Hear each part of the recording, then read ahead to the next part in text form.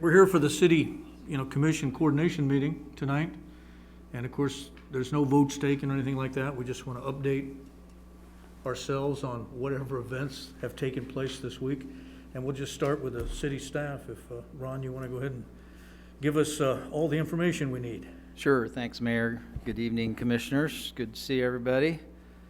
I do have several items this evening, if you'll bear with me a little bit.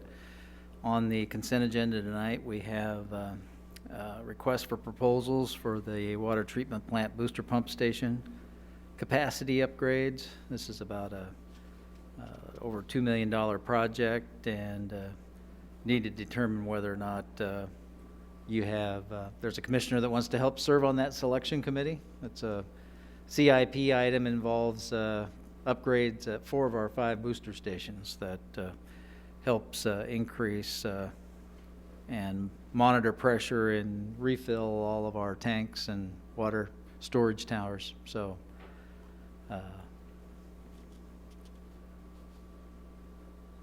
looking for I'm feedback interested in if doing there's that. anybody that wants to serve, or if you want to let staff. Anybody else want to be Take on that? That's one of the things that interests me, but, Go for it. okay. All right, thank you. Also, consent item F, I think you should have at your seat in the hard mail folder or in the handouts was a map of the scenic crossing improvement that corresponds with consent item F. Basically, it illustrates that we're connecting the already developed east end with the already developed west end and putting all the street and infrastructure in between. Against that's a benefit district project for that.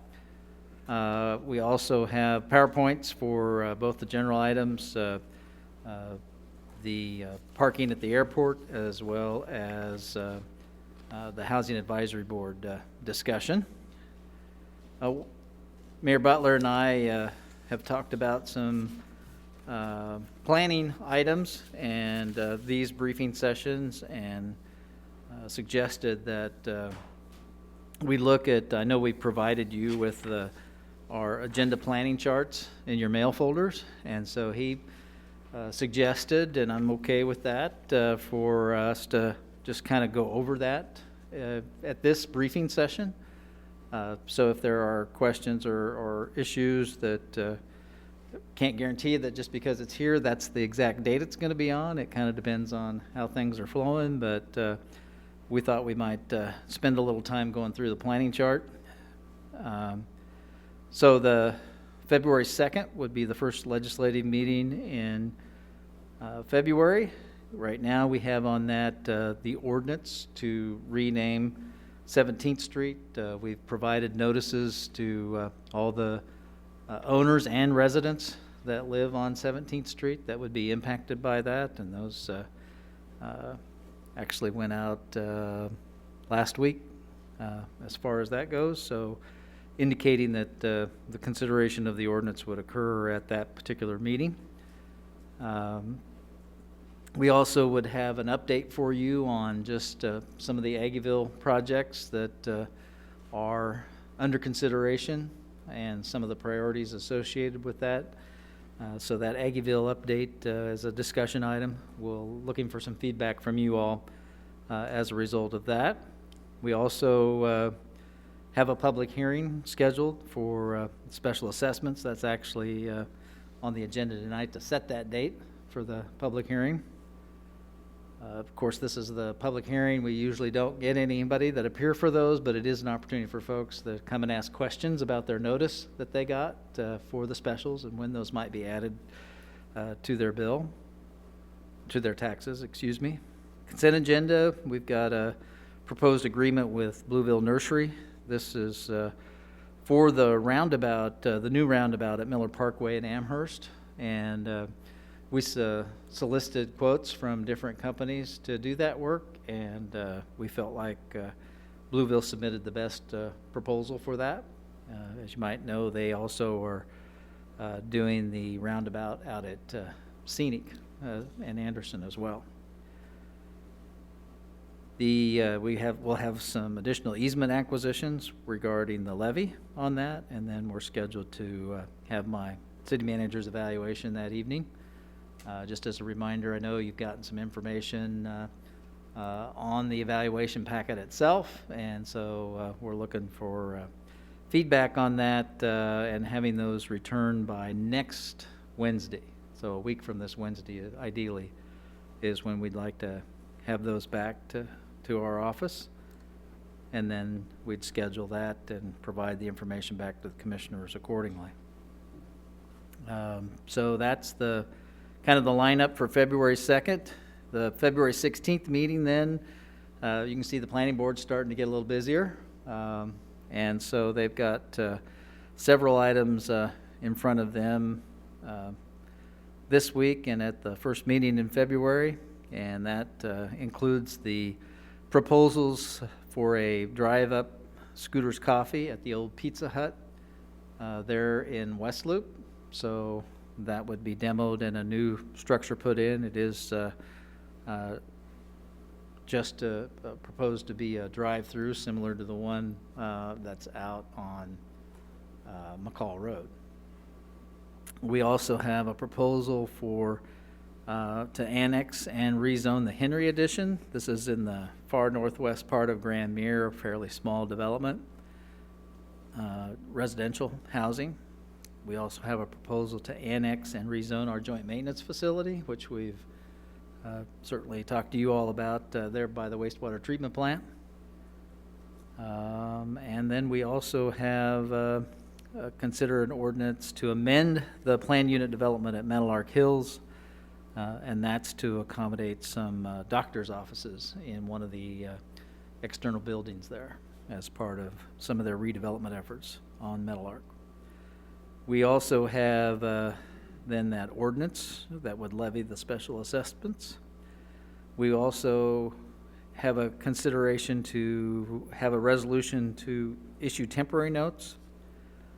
And Jason, is this the resolution that we're talking about for one of the things that's part of the discussion we wanted to visit with you about tonight is, as you might recall, when we issue notes or sell bonds and we have an actual bond sale, we've done that typically on a commission meeting day, and that creates some issues when things don't necessarily go as planned for that day, and certainly puts a lot of pressure on the clerk and finance department to get paperwork turned in from bids that day. And so it's pretty common that cities don't typically do it on their commission meeting day. They do it beforehand. And one of the tools that they utilize to do that is prior to the actual bond sale, they would pass a resolution that would give some parameters of a sale. So some interest rates, the amount of bonds being sold or notes being sold,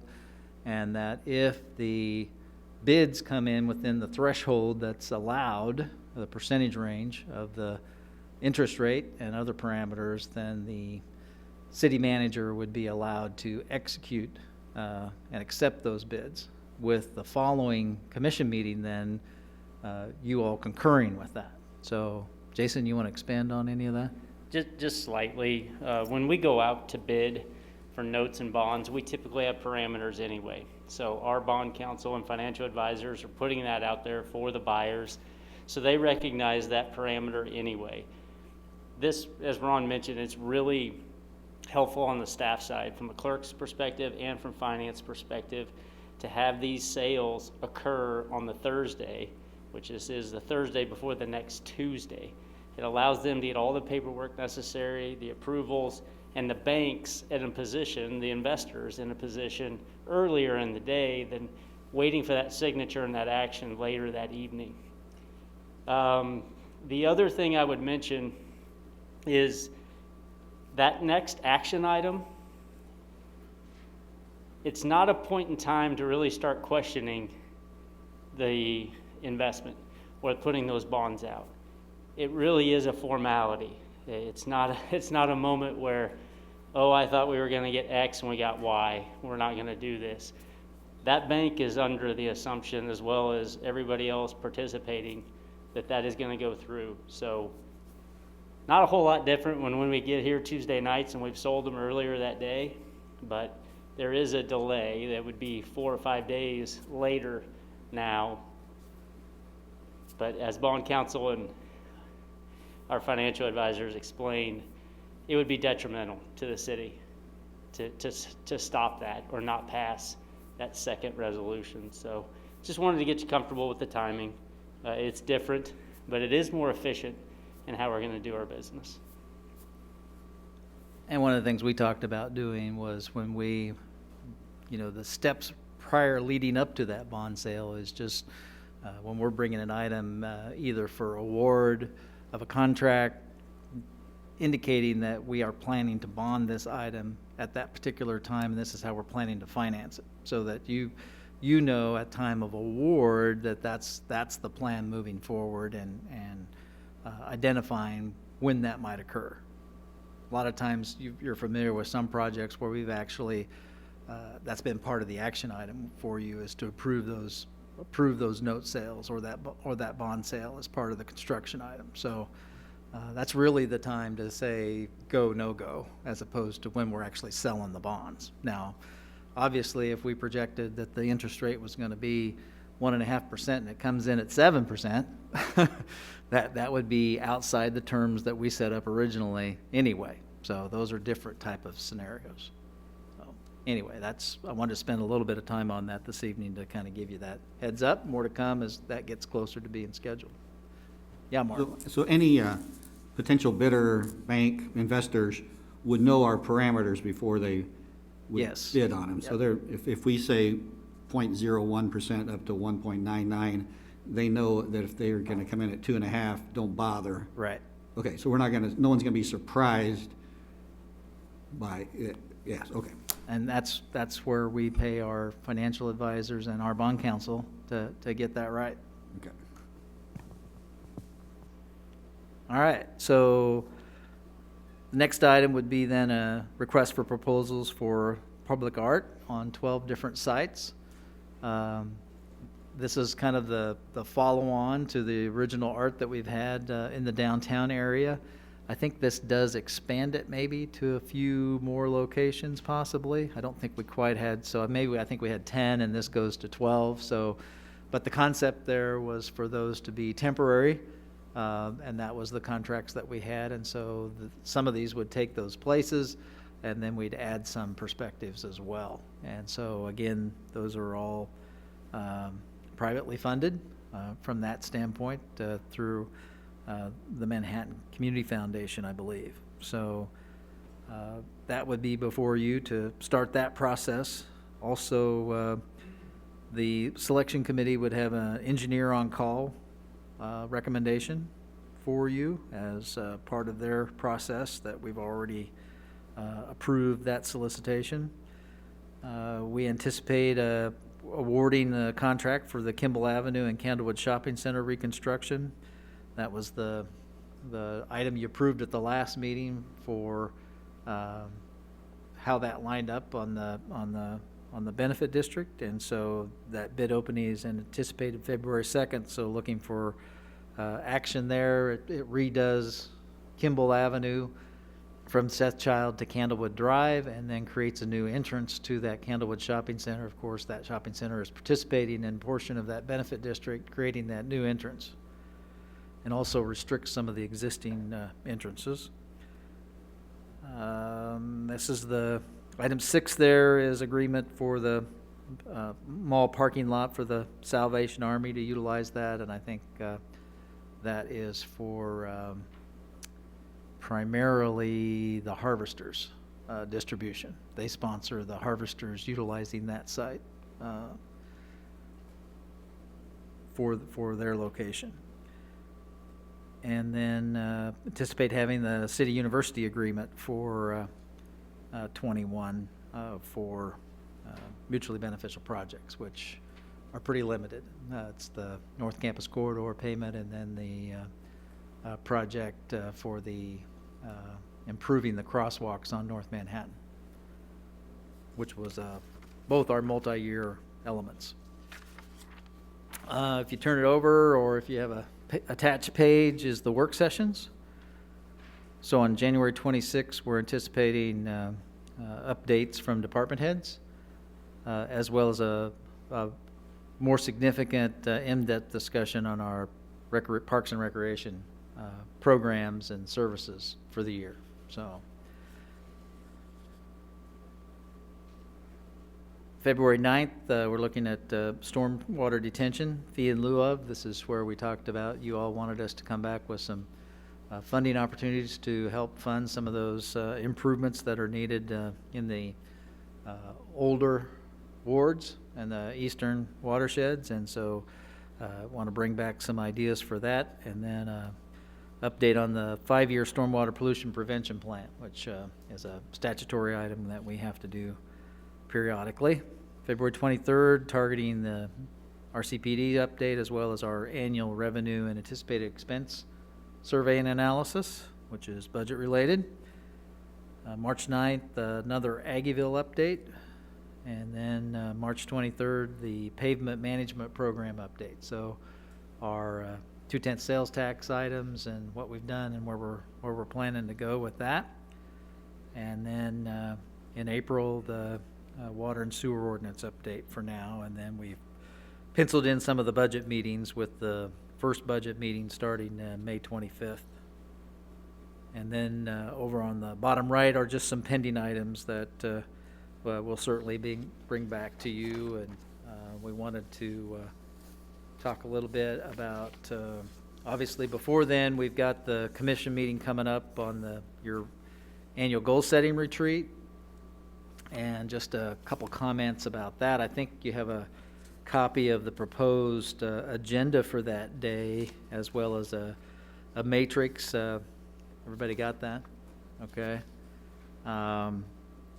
This would be start off with just a short recap of some of the things from last year, especially those that are carrying forward, and focus on what some of the significant outlooks and initiatives are for 21 for this year. And then we also want to give you an OEI priority aspect for the next 5 years, and that's what this attached matrix that tries to do, and looking at the various focus areas, whether it be the budget, the CIP, our pay for performance and evaluation system, benefits, workplace environment, technology, and communication, and several sub-factors under that. So staff has spent quite a bit of time working on some of those elements, and really trying to look at a multi-year approach to how we can make progress on our organizational excellence initiatives. So more discussion to have on that. And then certainly want to work with the commission on your goals for 21, and some of those things that there were several things that got suspended last year because of COVID, and where those kind of fit in as we try to organize work throughout the course of this year. And then just kind of wrap things up. I know, I think Dennis sent you all attachment of kind of the goals that we had last year, and gave you some input for additional items that you might want to discuss at your retreat. So wanted to get some feedback on what you think about that format, and is there anything that's missing there that you want us to try to address? And Ron, that update is also at their desk on the progress and the 20 goals. Good. Yeah, I thought, were we going to do this on 2 different afternoons? So we're doing the traditional goal-setting session this Friday, and then the retreat for the strategic plan on the following Friday. Okay. Somehow I thought we were going to do the department heads presentation and staff and city manager presentations one day, and then the following Friday we were going to do the commissioner goals and goal settings. I must have just gotten this confused. So next week we're going to do the strategic planning with planning next. Right, and what we did was kind of slotted the department heads in on the work session actually following your retreat. Okay, So to kind of get their updates and what they see as their strategic priorities for this year. okay. But they have provided you some feedback, I think, in writing, certainly in some of their accomplishments. And I think we have a document that's going to speak to some of their goals as well, that All right. we can get to you before the retreat. Yeah, we just wanted to have enough time so that time goes by so fast during those afternoon sessions that not all the commissioners can address their concerns or where we are or give their own feedback on that.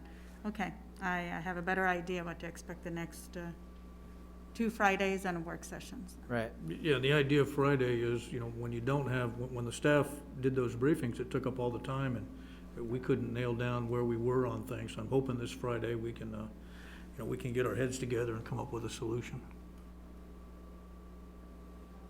All right, thank Yeah. you.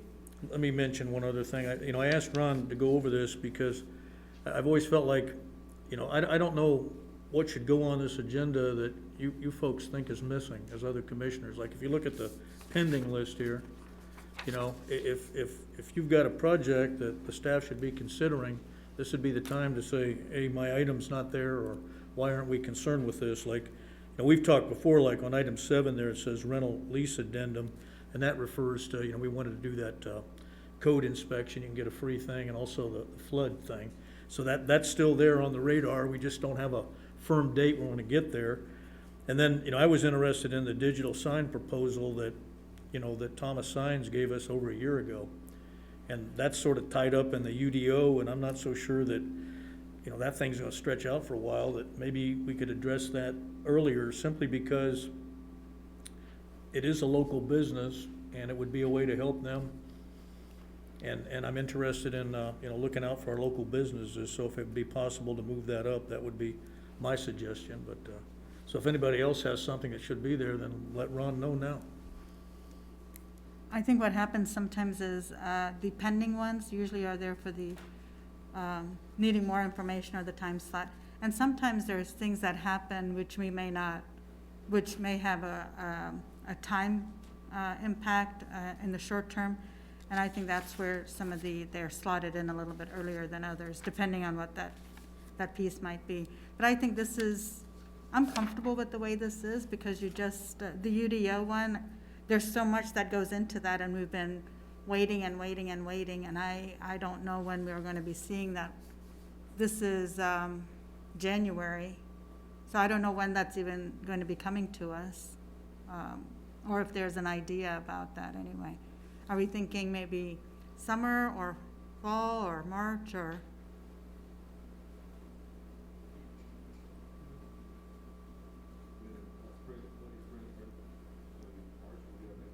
Yeah, I think they've started to re-engage with the planning board on some of those chapters, I know that, and talking about how they want to proceed. And so that was something we can certainly talk about at the retreat. That's part of one of those things that were delayed, and try to really kind of factor in. It's going to be hard to start everything that we put on the hold immediately, all at the same time. That's just not going to be realistic. So we want to talk to you about some of those parameters and which one, from your all's perspective, are the highest importance. Some of them certainly are longer efforts than others. We have consultants involved with some of them as well. So those are some things we'd like to get some feedback from you at the retreat, and we'll try to have some more definitive information for you as to what those prospects for timelines might be. And certainly you'll get a little bit of that from the department head updates as well.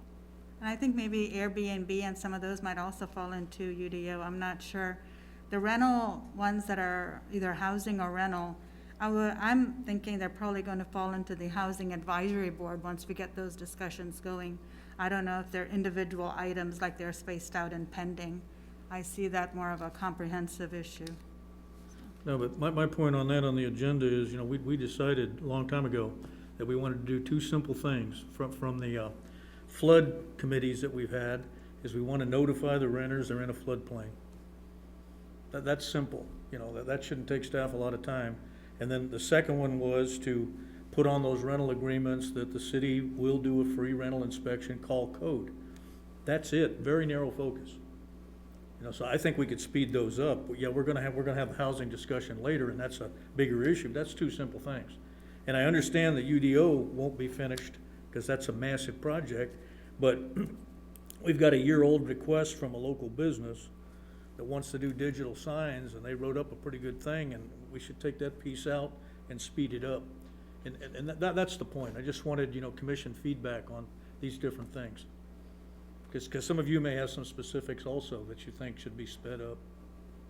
I think short-term rentals belong in the UDO, at least with zoning, and so the neighbors are notified and not, you know, we would not even allow bed and breakfasts for the longest time in residential areas without an act of Congress.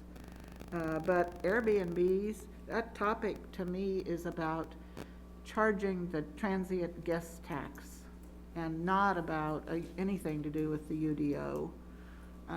We're not missing out. We're sending people out into our residential areas to stay in an Airbnb type or short-term rental instead of going to hotels. And our hotels are suffering.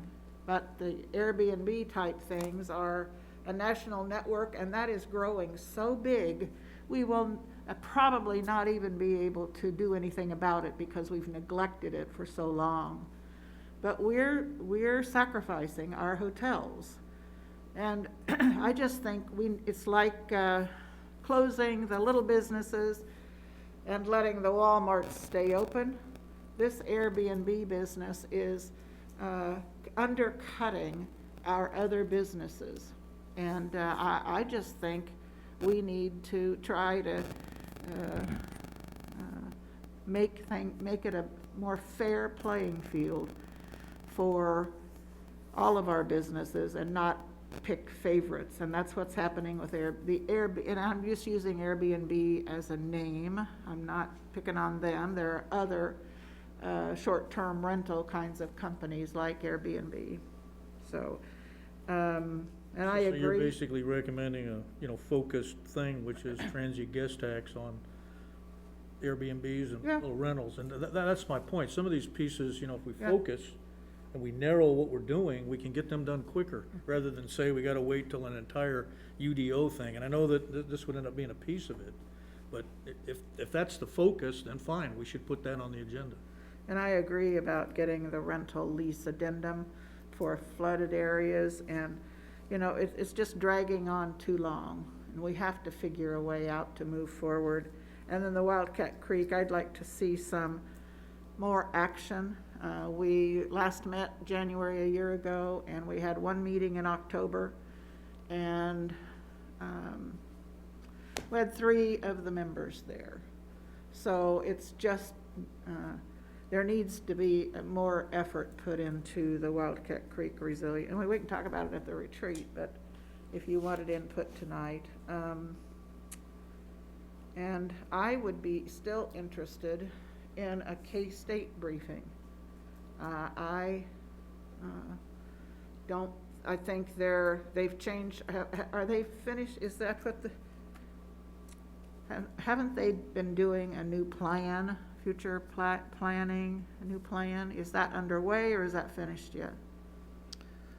So obviously, we've had past presidents come and give you Right, the 2025 plan progress. Most of it's been focused on the North Campus Corridor and the Edge District, so that's certainly something we can visit with them about. You know, I think they have made other changes. I'm not really that aware of I think some of those other specific their areas, budget but cuts are serious. we can certainly visit with them about any updates they might have going forward. But back on the Airbnb, so we don't collect the transient guest tax. I know. And so if we're going to collect or try to ensure that it's collected, then we have to create an enforcement mechanism, and which is staff. So it's going to be either you add staff to collect money that we hope to get back from the state, or we don't do something else and assign that staff to do it. I understand. So there's some issues are deeper and broader than, I would agree, than the You know? measures we've talked about relative to the flood notice. We passed a smoking ordinance, and we have an little enforcement thing in there, and it doesn't get enforced. And we've monitored, there's a couple We of, passed a mask ordinance and the same thing, and There's a I c- think there's something aspirational about passing something and telling the community that we now have a transient guest tax on those overnight stays, and Airbnb can enforce it by adding tax to the bill. And that's, I'm looking for a way to make it happen and not a way to stop it or slow it down. Because it's getting massive. Even in Manhattan, Kansas, it's bad enough in a mountain community. But even here, it is, and Lawrence and some other Kansas communities, it is pretty big business. and there's a couple communities, Lawrence being one that you mentioned, that have done it. They are making significant changes to theirs, and we're monitoring some of those changes, and they're making changes because what they were doing wasn't working. So we're trying to learn from that. And so that's part of that aspect too. But I appreciate the We're feedback. not doing anything, so. So Mark, Aaron, you Yeah, guys have anything? I'll go real quick. I try to get some feedback.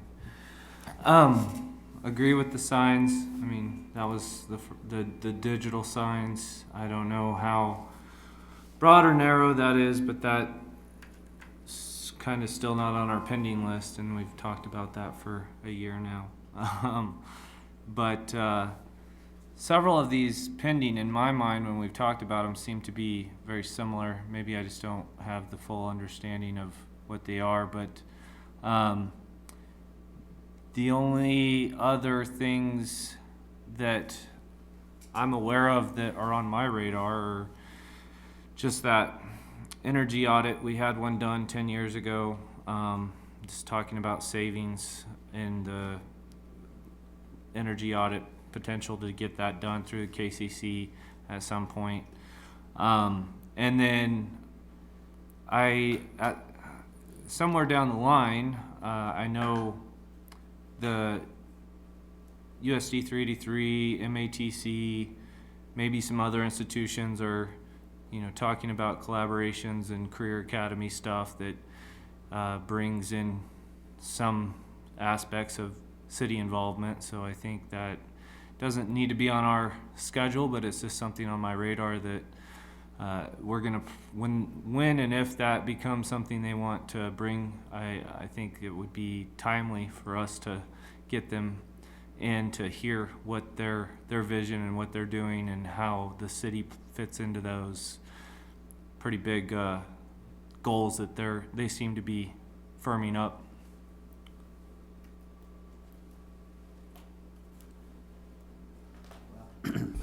Yeah, I think, things that are clearly identifiable and narrow, the sign, the getting people notice for their leases and stuff. Yeah, I think we should be able to have that stuff done by April or something. I assume that this transient guest tax on short-term rentals and Airbnb type stuff was a simpler process by, making, I guess hotels do it because they're a big. State statute requires it. Okay, so is that on our, was that, I don't remember reading anything about that in our state, is Dick Carter, is this, anybody looking at that on the statewide basis? Because you think the state was always the big winner on sales tax, that they would have an interest in garnering their fair share of Airbnb things, but that's not anything on the Leagues. state legislators' radar. They are not interested in that? So I think it's in the league's radar, but it's, again, comparatively speaking, at least traditionally, it's a smaller pool, and the state doesn't. You have some larger national venues that are cooperating and providing that, but they don't. They certainly, the state also inspects hotels. Yeah. I don't know that they are inspecting Airbnbs or short-term rentals, that sort of thing. So there's just a lot there. Yeah, and that's the thing. As a free market capitalist type person, I like the idea of mom and pop being able to rent out their house and and make some money on the weekends, just like everybody else does for other different things.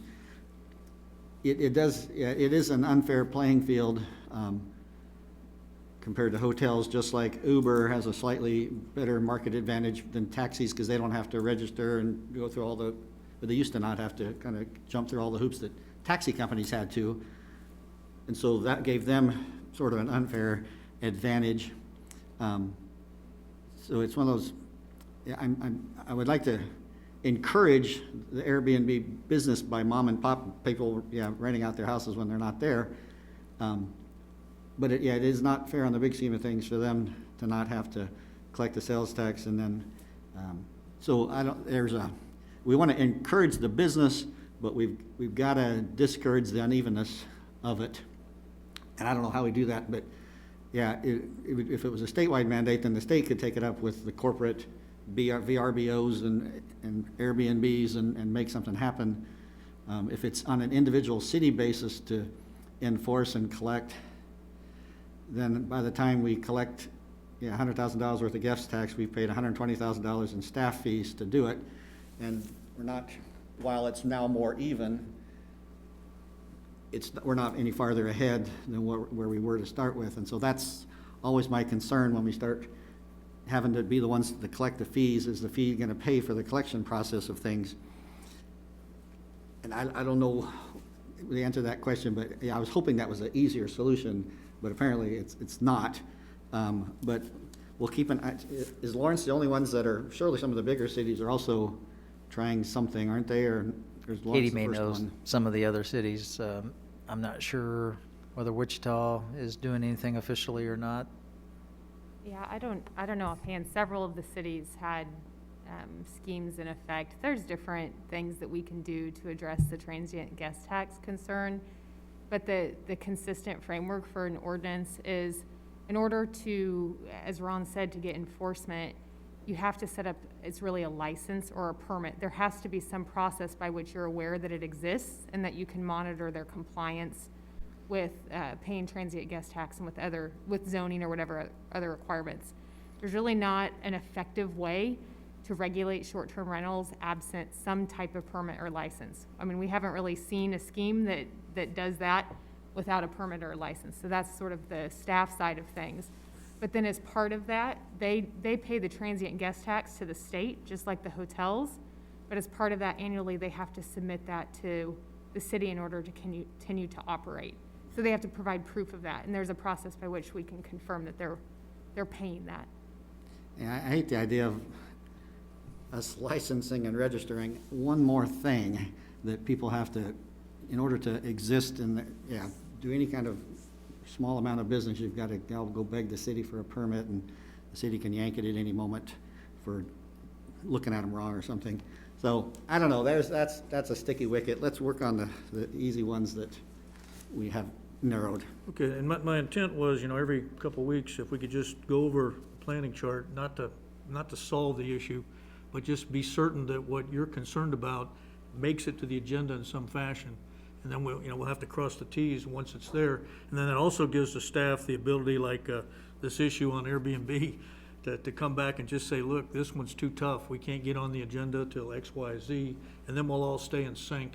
Because I know over the years, there's always been a commissioner or two that felt like their issue never made it to the agenda. And so one of my goals is to change that, to be sure everybody here gets input on the agenda. Mayor, So I appreciate that. The Wildcat Creek short-term recommendations seem to be both, like putting up those signs. Those, I think, is what I don't know if we're slowing that down. I'd like to see that, if it's things like that, I'd like to see that done before spring, before it starts to get into that rainy season, and to see, I don't know that it takes a lot of energy on our part. I could be wrong, but if it doesn't, there's no reason to kind of just let it sit at the bottom. Appreciate that, and I appreciate your comment, Mayor, about I guess we'll move on. We've got talking about about 20 minutes. I know, I knew these would take up a lot more time when we get into this discussion and some of the, just so quickly, the assumption is that this will be the format for our retreat for both this Friday and next Friday. And if that's concurrence from everybody, obviously, we're still broadcasting those and may have some outside participants from consultants and that sort of thing. Legislative update, Senate Bill 13 passed the Senate last week. It was scheduled for a House consideration. This is legislation that would end the tax lid but replace it with more of a notice process, so notice of a public hearing, which we do anyway, but a mandatory requirement that if you're going up more than valuation increase, that each taxing jurisdiction has to send an individual notice to residents of that public hearing. So right now, we advertise that public hearing in the newspaper and on our website, but we don't send individual notices. So there's some other aspects of it, and I suspect we'll have some potential discussion at City County because it puts a bigger burden on county staff to do these notices, even though they can charge us back for different aspects. So there's more to come on that. We were going to submit some testimony relative to the tax lid and some of those issues. It's my understanding the hearing that was scheduled for tomorrow got moved to next week, so we've got a little bit of time, and we'll continue our practice of providing you all with copies of anything we submit legislation on. Ron, I just wanted to let you know that I will not be at the City County meeting this Thursday. Okay. And the discussion there, thanks for bringing that up. That's here, same format as well as Zoom. And the items for discussion there are state legislative issues, update on dark stores. Pottawatomie County asked us to get an overview on our joint maintenance facility. I think their main concern is the intersection at Levy and 24, which we had planned to improve as part, in conjunction with that project. And then I think Riley County wants to talk a little bit about some of the corridor improvements that were proposed, the roundabout at 13 and 24, where there's been some fatalities, and also down at the Lake Road to go across the dam on the west side, and 24, where those two roundabouts were designed. I believe the county authorized 30% designs on those, but that's as far as it's gotten. So I know I think I certainly have received some calls from some folks related to some of the fatalities that have occurred, wanting to know how those can move up on the schedule. Again, those would be KDOT schedules, but I think that's the basis for the discussion. Also,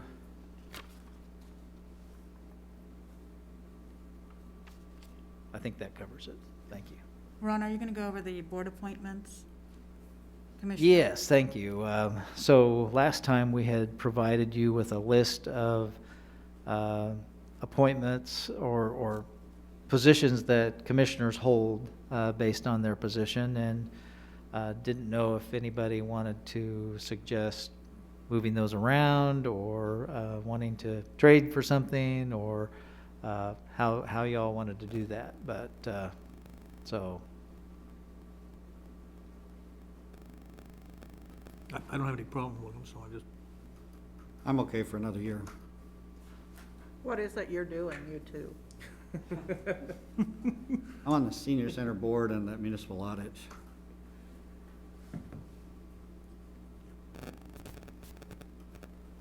okay. Jason, do you have anything, or Dennis? Couple of things to talk about the Recovery Task Force real quick. They met last Thursday, and there was a newspaper article about the number of vaccines were increased. We got 2,500 vaccines, but it's reported that all the physicians serving the hospital have taken the vaccine or will have gotten their second dose, and all 4 senior facilities in Riley County will have gotten their second dose by February 1. So good news on the vaccine front. And the county health director did announce they're following the KDH protocols to do the 65-plus groups in the congregant living.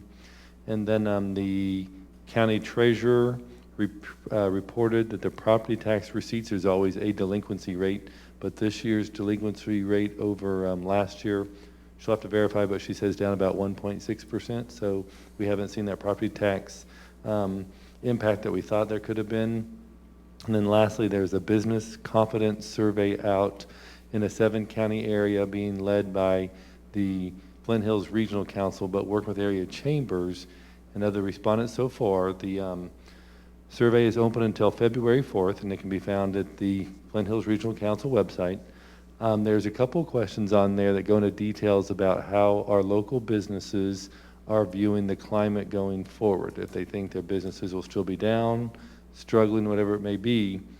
The initial good news is people see they're going to last at least 2 more months, but there are some other nuggets that are starting to come out about how they're viewing their personal business climate going forward. So we're encouraging all businesses, Manhattan, Riley County, and the surrounding area to go to the Flint Hills Regional Council website or talk to their local chamber, and please take the survey.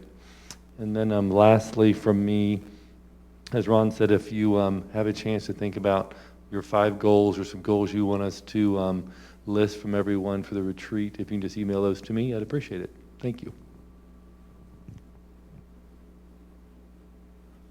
Okay, then, any updates from anyone on the commission? Yes, I just wanted to say, I watched the webinar by the Small Business Development Center last week about the PPP updates and the forgiveness loans. And I'm hoping we can work with the chamber, not only our city of Manhattan chamber, but other chambers with metal and such, and see how much of those funds from the first round and this round our businesses were able to get, and to make sure that they're all getting the information. They made the application much more much easier to get the CARES money this time around. And even if you were awarded a loan last year, it can be eligible for forgiveness this year. And even if you received money in the first round, you're still eligible to receive money in the second round.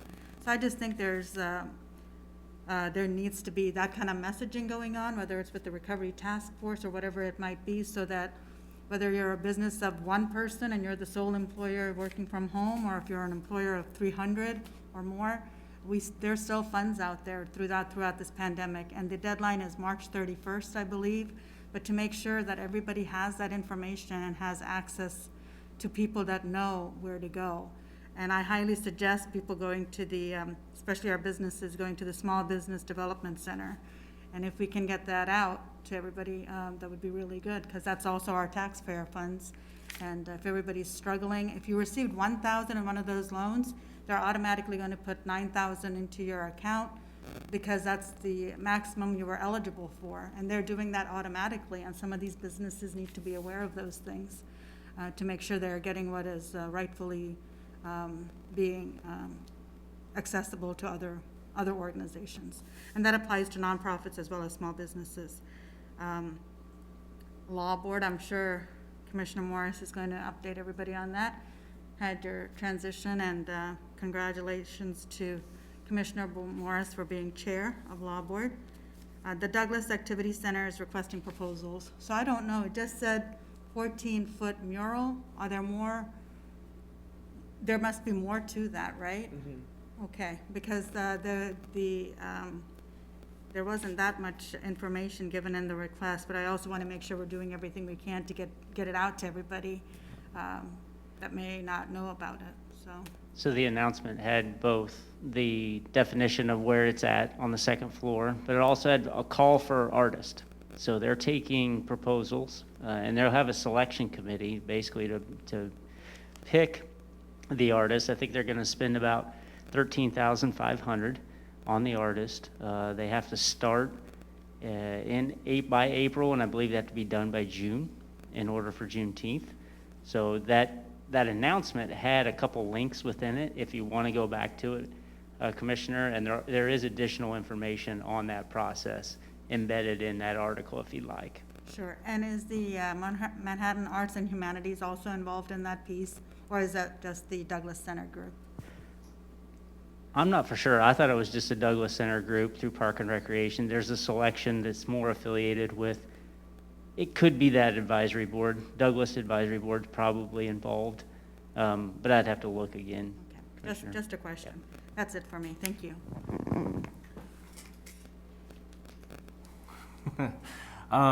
I was gonna say, the MLK celebrations that happened this last weekend were, I thought, very well done, and given they were virtual and showing off the art and the speeches, it was really good information. Good thing it's online. You can go see it if you missed it.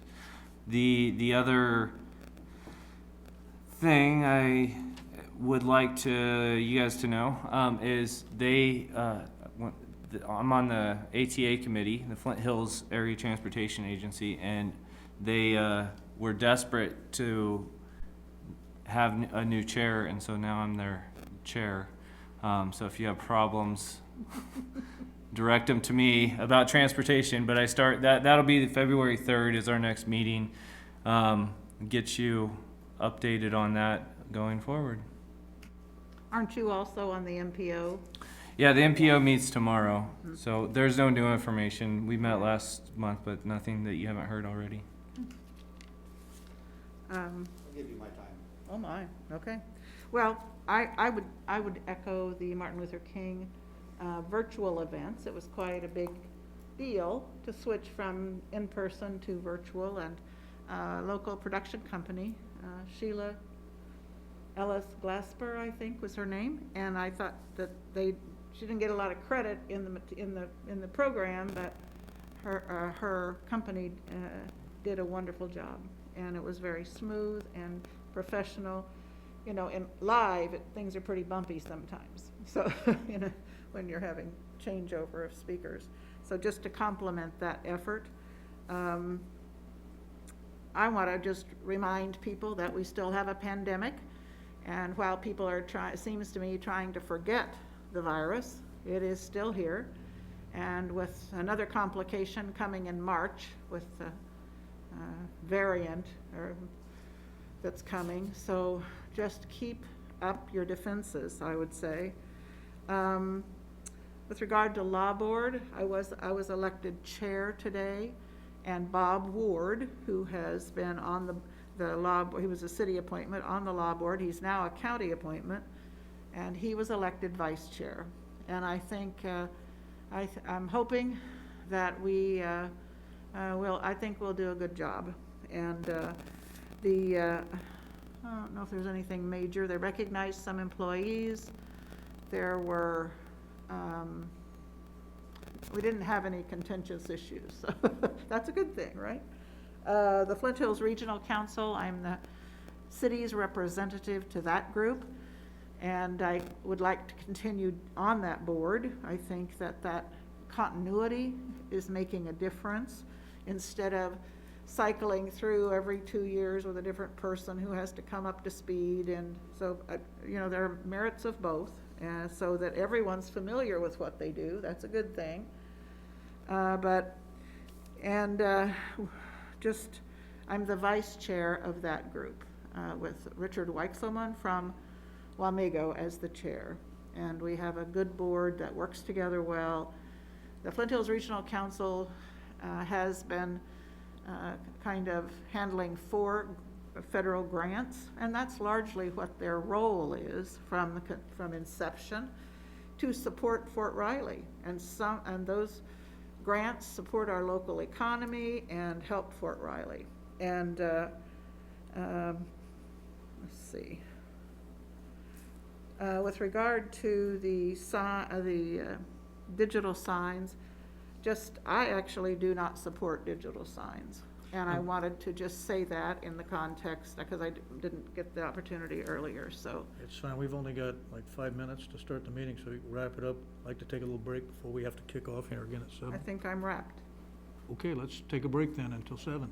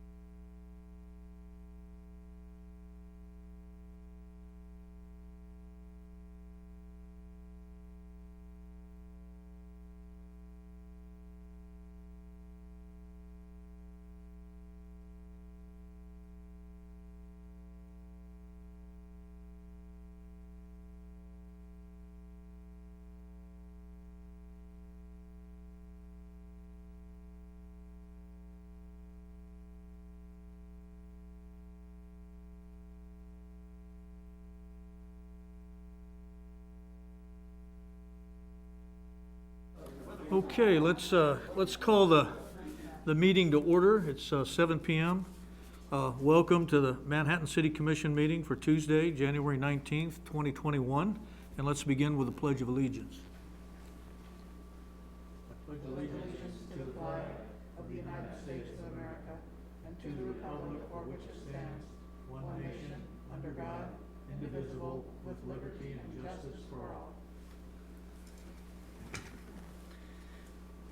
Okay, now we accepted public comments in writing prior to tonight's meeting, and any comments submitted were given to all members of the city commission. We didn't receive any, but we had the ability to take those. If there's any public comment tonight, individuals here, each speaker has 5 minutes, and please clearly state your name and address for the record, and for those listening or watching this evening. So item 2 on our agenda is commissioner comments, so we'll start with Commissioner Reddy. Thank you. Yes, I just wanted to say congratulations to the community award winners from the Manhattan Martin Luther King Committee Awards ceremony over the weekend on Saturday. The award winners were Dr. Cheryl Grice, John Lou Johnston, and Sharon Patterson Davis. The organization did a great job and did a wonderful activity on Saturday, which all of us can still go back and watch. But we have a lot of good citizens in our community, and it's nice to be that those 3 individuals were recognized. Also, I had mentioned earlier during briefing that if you are a small business, whether you're an employee of 1 or 300 or more, to go to the Small Business Development Center and look at if you are eligible for any of the PPP funds, updates or forgiveness loans and such.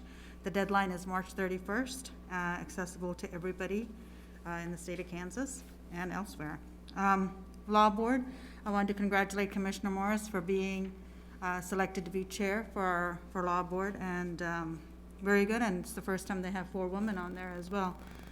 The Douglas Center also has a request for proposals for design for a mural. If you need more information, please go to the Douglas Recreation Activity Center, Parks and Rec Center on the website. And we would love for participants to turn in proposals.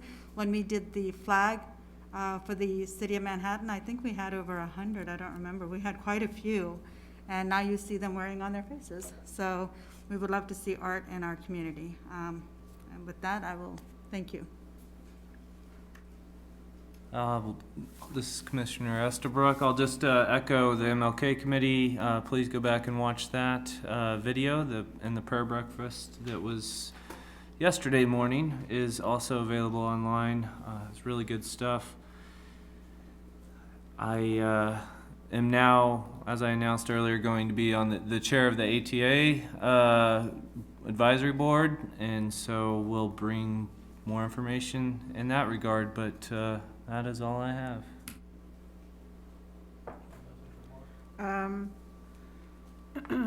I wanted to just say that, yes, I've been selected as chair of the Law Board, and Bob Ward, who has been on the Law Board, has been selected as vice chair going forward.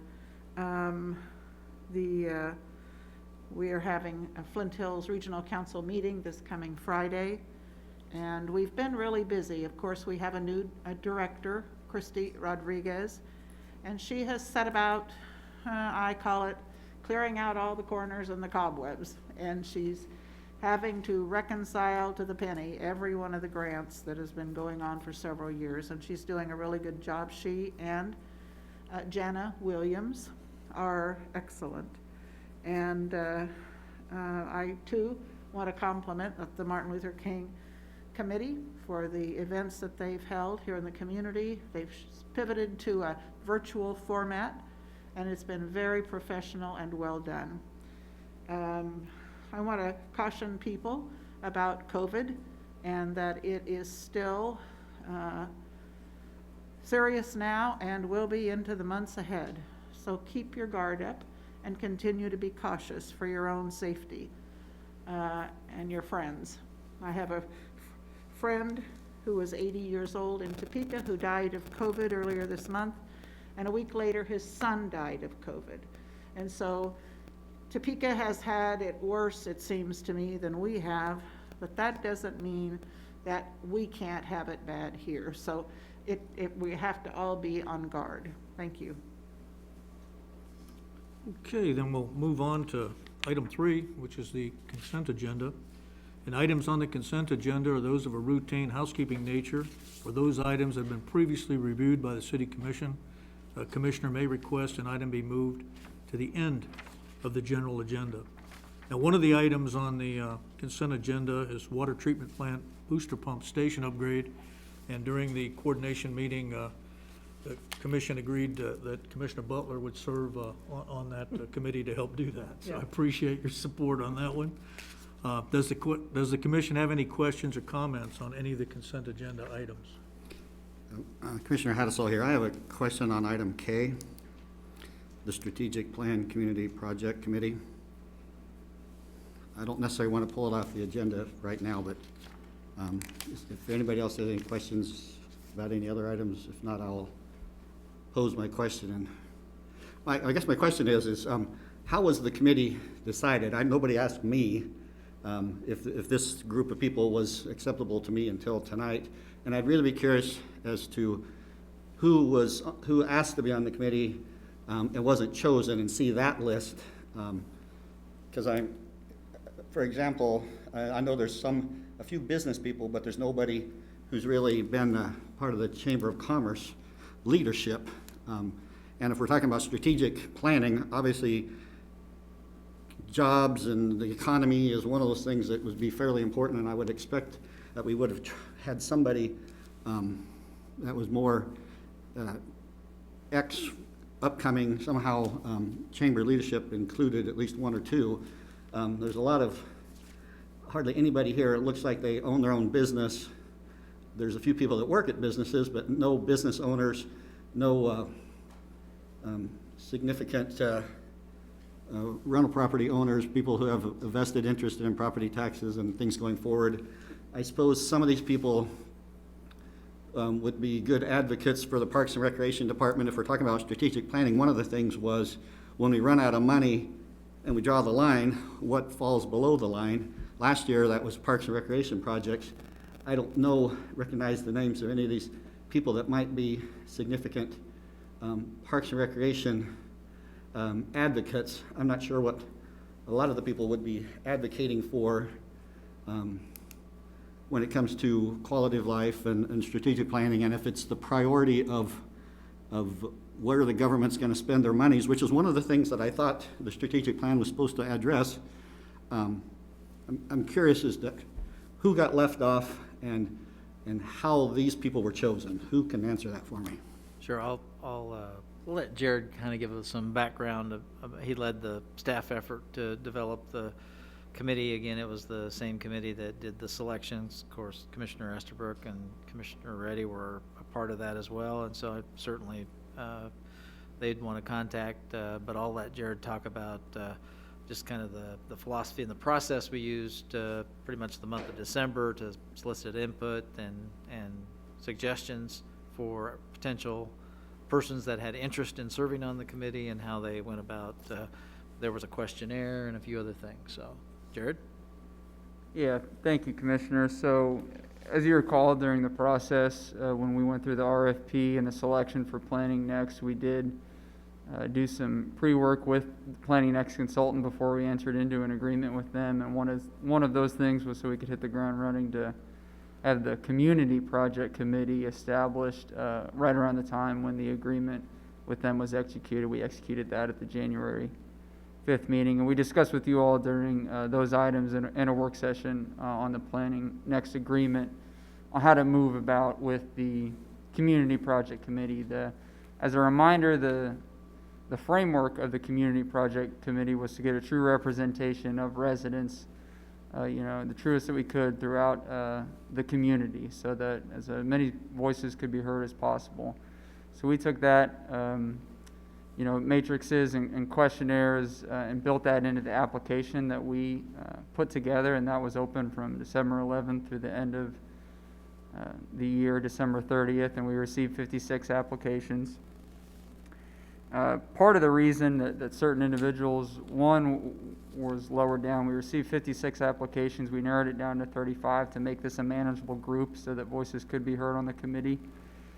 Certain individuals that, weren't chosen were in fact not chosen because they're going to have all their opportunities during this process to be heard. You mentioned the chamber as an example. We are forming not only a community project committee, but a technical committee filled with staff, as well as possible members of the chamber that we contract with, since they're going to have a major role in implementation. So these individuals, we're going to go through a lot of interviews in the community with stakeholders, so they're going to have opportunities to sit down with the Planning Next consultants one-on-one. Kansas State University is a good example, Chamber of Commerce, others that will be identified throughout the process that we'll keep you in the loop on. But we went through those processes. The selection committee narrowed down the list from 56 to 35. Based on demographics, so we could get as close as a representation of our population in comparison with the census as possible. We looked into, residency, if people lived within city limits or not.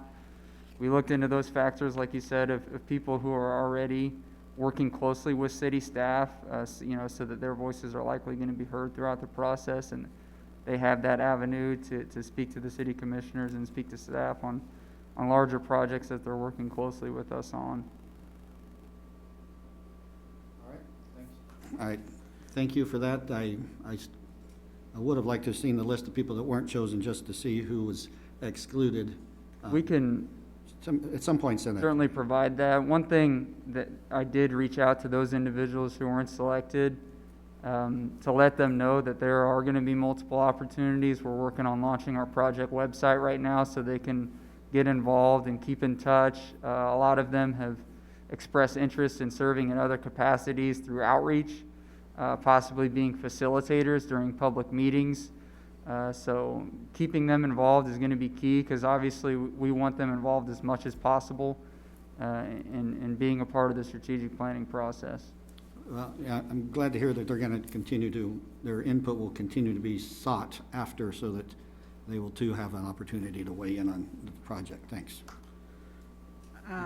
I'd like to just reflect a comment from a citizen that has texted me. She said, "I submitted a public comment prior to 4 p.m. today and asked that it be acknowledged and responded to during the general agenda regarding the strategic plan." Well, we're just talking about this committee right now, so this is later, right?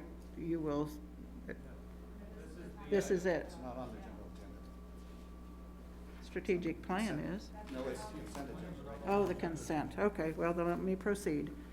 The strategic plan, during the general agenda regarding the strategic plan, Mayor Butler and all commissioners received this via the web portal and email. I fail to understand why residents should provide public comment within the required parameters if they are not going to be recognized or acknowledged.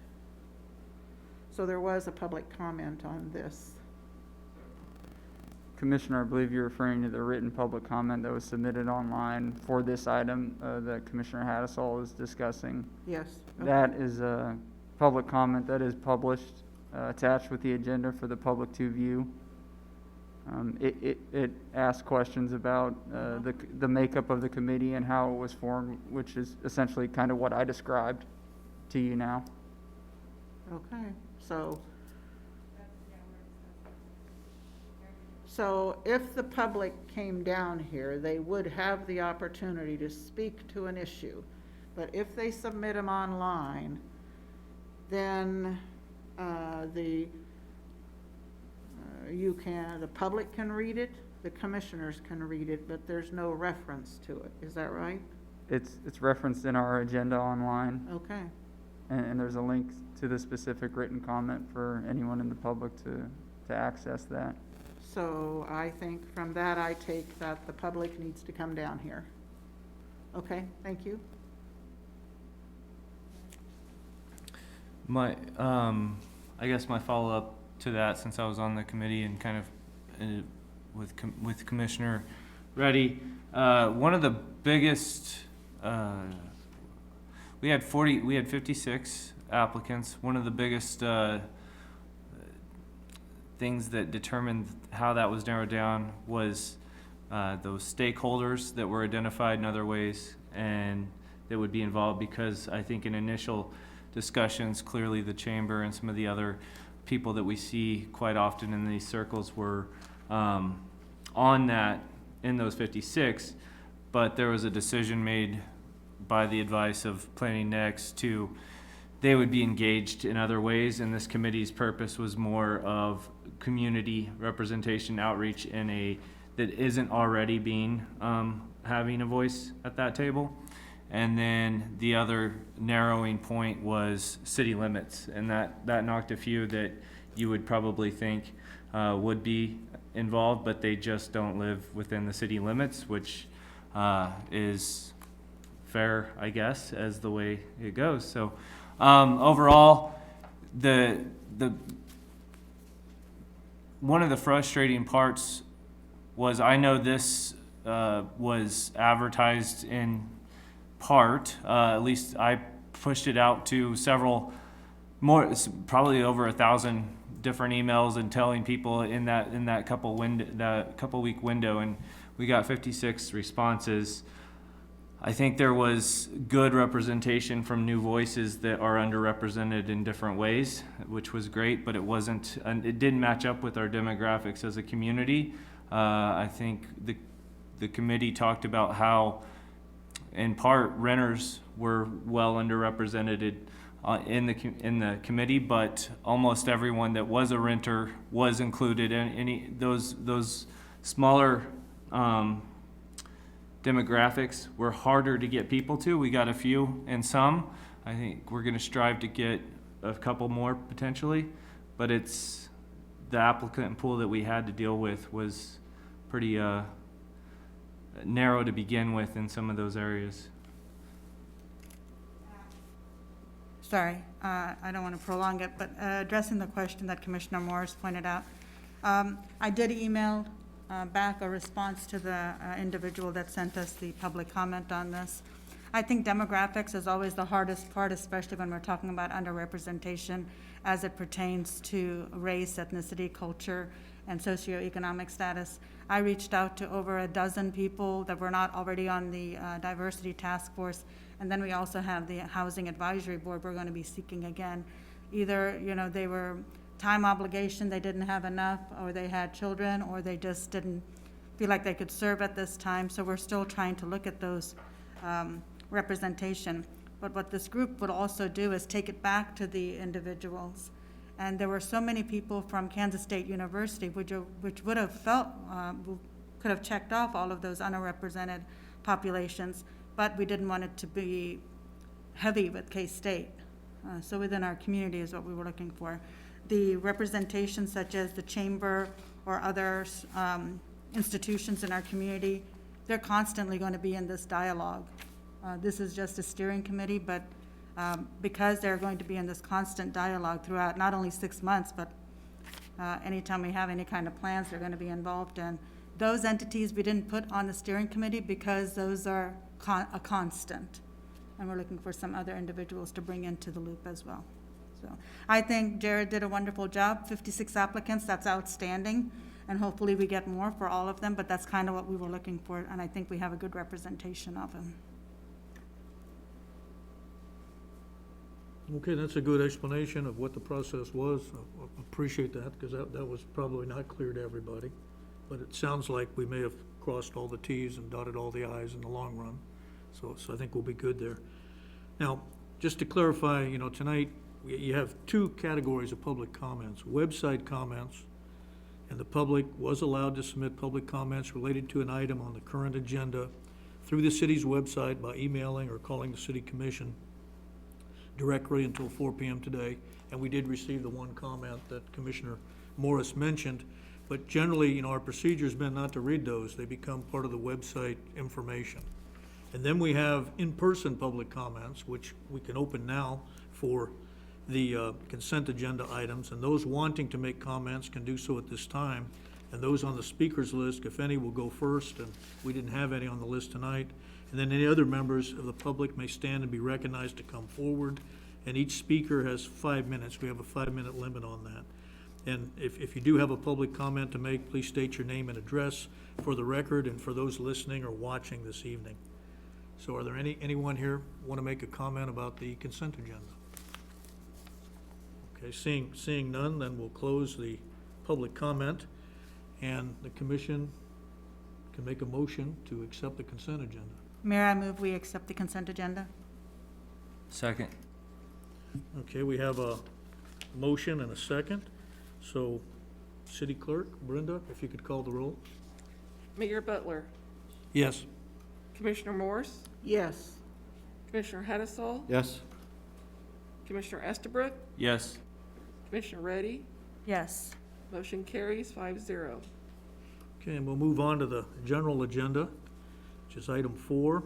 And the first thing is ordinance number 7520 and resolution 011921 alpha, establishing revenue-producing airport public parking facilities at Manhattan Regional Airport and setting the parking rules, regulations, and fees. And I think the presenter is going to be Jesse tonight, right?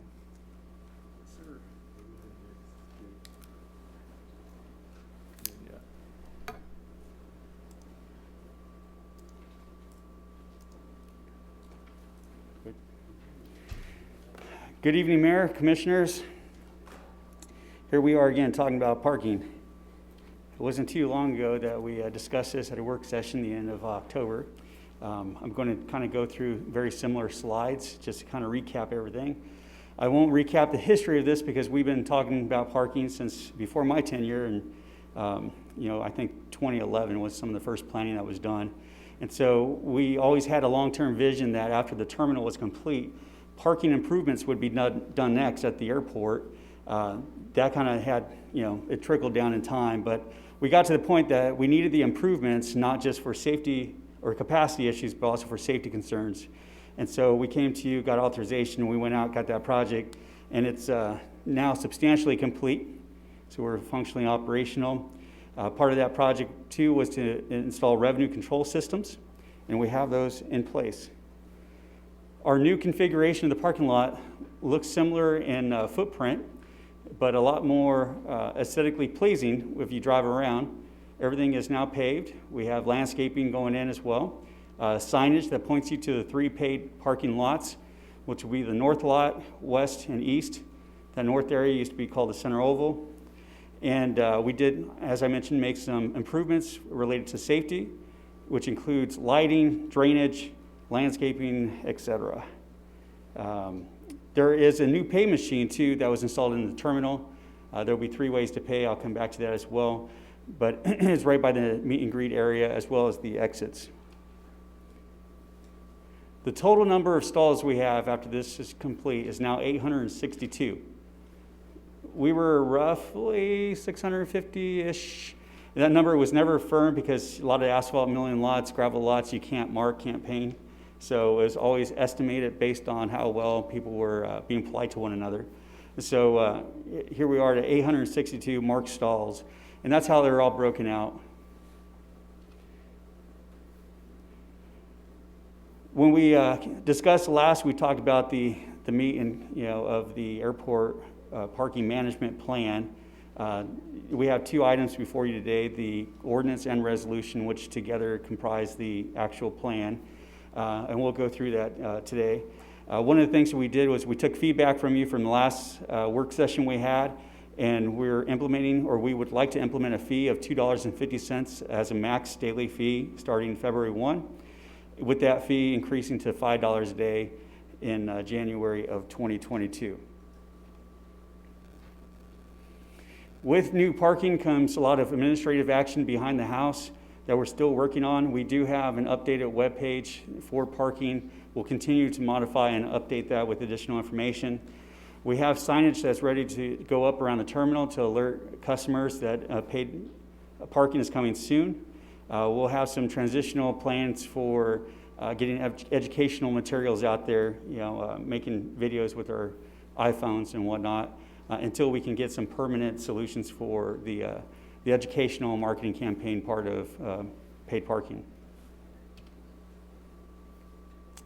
With that said, this is again, the meat and potatoes of the airport parking management plan.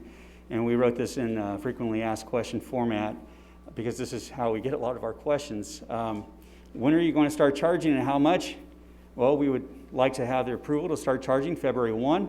And again, it'll be a low introductory rate of $2.50 as a daily maximum, with $5 a day as the maximum beginning in January 2022. We will offer a grace period. Your first hour will be free. There will be an hourly rate that kicks in after your first hour. Obviously, this makes more sense when it's $5 a day than when it's $2.50, but each hour thereafter is $1 per hour until you hit the maximum daily rate. What happens if you lose your ticket? Well, we need to process you some way, somehow, so we're going to charge a lost ticket fee. Get you out the gate, it's going to cost you $100, so please hang on tight to that ticket. Take a picture of it, utilize the app. The app can scan it, you can pay, you can even pay through the app in advance. What happens if you do find your ticket, though, after you get home? You go, oh, shucks, well, here it was in my carry-on bag, and I just didn't find it. Come on back, see us during normal business hours. We will work with you. If you can prove your itinerary and show when you came in and out, we're going to still maintain our level of customer service that you expect. Again, there are 3 ways to pay. So when you pull a ticket at the gate, at the exit, that machine, you can pay as well. That one's probably, I would rank that 3rd on your methods of paying, just so you don't tie up the line as people try to exit. You have a pay machine inside the terminal, right by the meet and greet area. And then there's an app called Park Mobile that can be found at the App Store. It is also utilized for K-State campus, for a lot of different lots that they have there. So there should be a consistent customer feel for those that are parking in K-State as well as the airport. What happens? You got to stay there for a long period of time? No problem, just talk to us in advance. We'll work with you. You have to be gone for more than 30 days, we'll get an agreement together. We want to make sure we have contact information for you. We want to know what kind of vehicle you have, and we'll establish that longer term agreement. There is no difference between a short-term or a long-term lot. As I showed you the diagram before, north, east, and west lots will all be treated equally with the same rates. If there's a ticket jam or a malfunction of some sort as you're trying to enter or exit the parking area, there's a button there for you to call for assistance. It'll contact our staff that will be able to address the situation, whether it's something they can fix quickly or have to go out and visit themselves. They'll take care of it. If you are a frequent business traveler, can you establish a corporate account? Yes, we'll work with you. That's one of our administrative action items is behind the house creating agreements like this where we can work with folks for long-term parking, work with corporations or companies for a corporate account, something they can have a card that they can draw down from. So yes, absolutely, and we will work with you to negotiate that deal. We do not have an official TNC program quite yet, but that is something that will be coming up. TNCs are the transportation network companies, which include taxis, Uber, Lyft, all of those that are providing some commercial service of transit for people in and out of the airport. Right now, you can still call for an Uber or Lyft. We will have an area that we would prefer for them to stage. We don't have a cell phone lot. We don't have room for something like that, but we can designate a little area for them. If you are a visitor coming to the airport and you have business to attend to or someone to meet, you park the same way as everybody else. You get that first hour free, and then there's $1 thereafter. And last question I got up here. Why are you charging people to park? That's kind of the tone I get that question quite a bit. And so this is just to reiterate the things that you all already know, but for those listening, the Manhattan Regional Airport is owned and operated by the City of Manhattan. The City of Manhattan only has authority to levy taxes on the citizens of Manhattan. However, the airport is regional and provides service to the entire region, so not everyone who lives in Manhattan utilizes the service of the airport. Therefore, to keep it fair, we have a user fee. And the philosophy behind this, the goal, has always been to keep it relatively low, but high enough to create the revenue to pay for the project's debt service. With that said, here's some scenarios we went over last time as well. We don't know what recovery from COVID is going to look like. When we were putting these together, this was still probably late summer, trying to anticipate what 21 would look like. It's a difficult game of forecasting right now. So we have different scenarios of extended, conservative, and adjusted recovery plans. And with those, we can see the demand has a direct correlation to the revenue of each year. And this here shows you that the first 3 years that we're going to be collecting revenue, we don't have debt service payments quite yet, as we're going to use temp note financing. In 2024, that's when debt service payments actually come in. So what we intend to do is utilize that revenue from the first 3 years and pay down some of that principal, and it should bring our debt service payments to a manageable level. And as you look over the long term, with the 10, 15, and 20-year bond options, it'll continue to be our suggestion to use a 15-year bond. 20 is just very difficult when you're dealing with asphalt for a useful life. 10 is going to be pretty challenging with our lack of ability to predict consistent revenue in the future. So at 15, we still see this as a very viable plan. And these charts here just show how those revenues break out. Again, the first 3 years, your bond payment is zero, but you're able to collect the revenue, then pay down some of that principal, and then you can see what our debt service payments would be. At a 10, this is a 15-year, and then a 20-year bond scenario. Again, I went through that relatively quickly, but I'm happy to stay and answer any questions that you may have.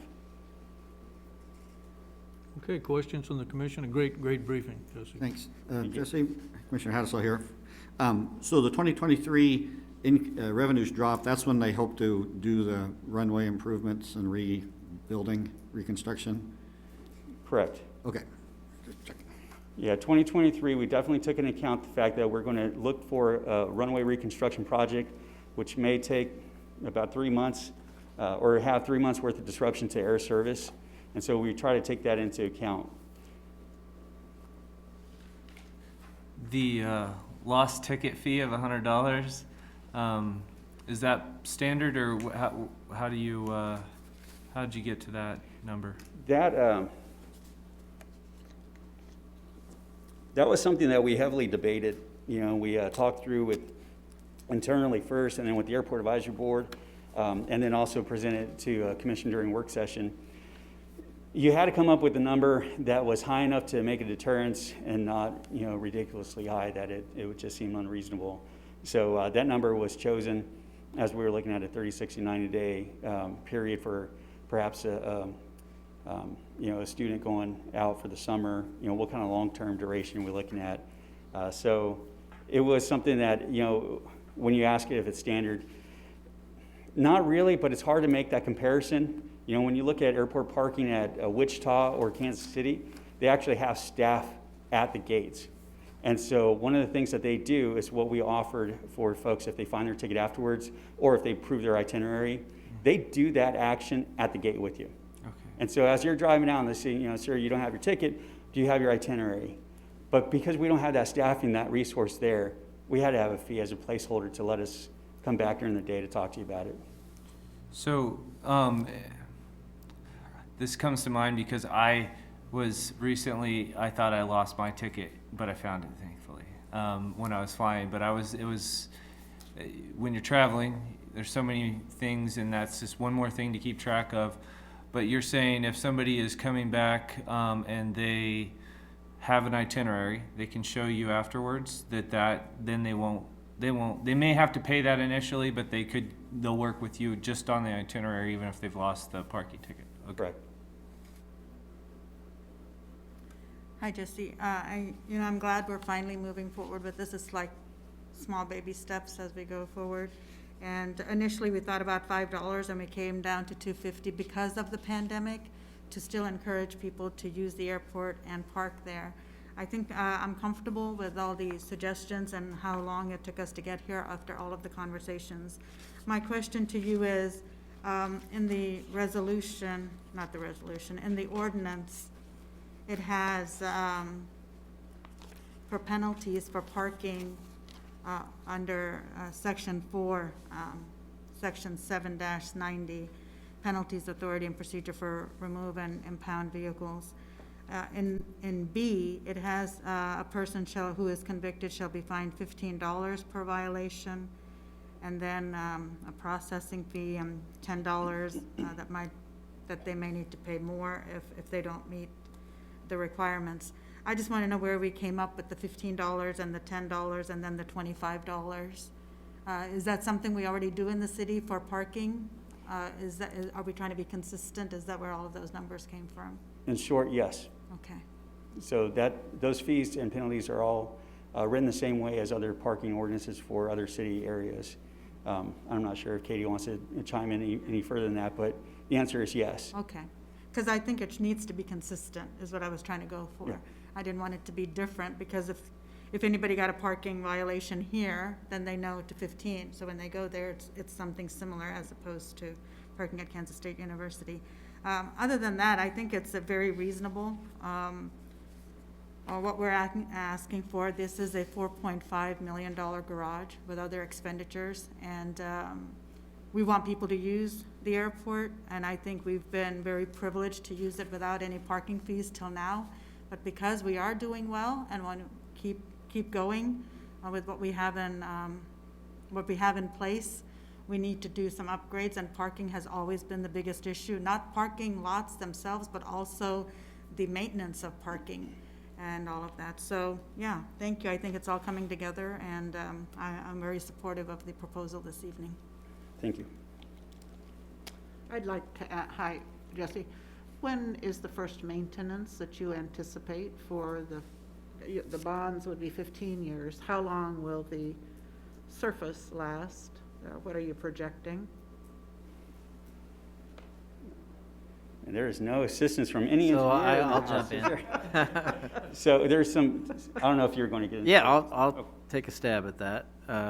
As Jesse indicated, it's typically you don't have as long a life with asphalt, but Right. one of the things we did with this project was put full depth asphalt. As you recall, the very first phase on a small portion of the big lot, we did the first lift of asphalt, and we never came back with the second or third lifts. Right. And so it deteriorated much quicker. So part of that maintenance is going to be, which is another reason for the fee, is giving us things so we can do some different top coatings and oil coatings and maintain it so it'll last that long. So, as Jesse indicated, 20's probably a little too much. 10 would be better if we could afford it, and we might be. It's going to be somewhat dependent on travel and how quick we can recover and we can maintain some of those flights. But to make sure we think we got enough revenue to support the bonds, specifically, we would recommend the 15.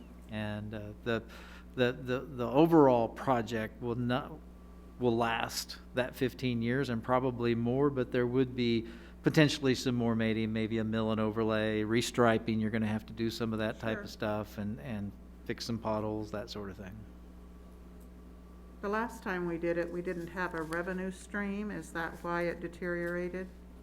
That's correct. Yeah, there wasn't a revenue stream identified to be willing to make the improvements. Okay.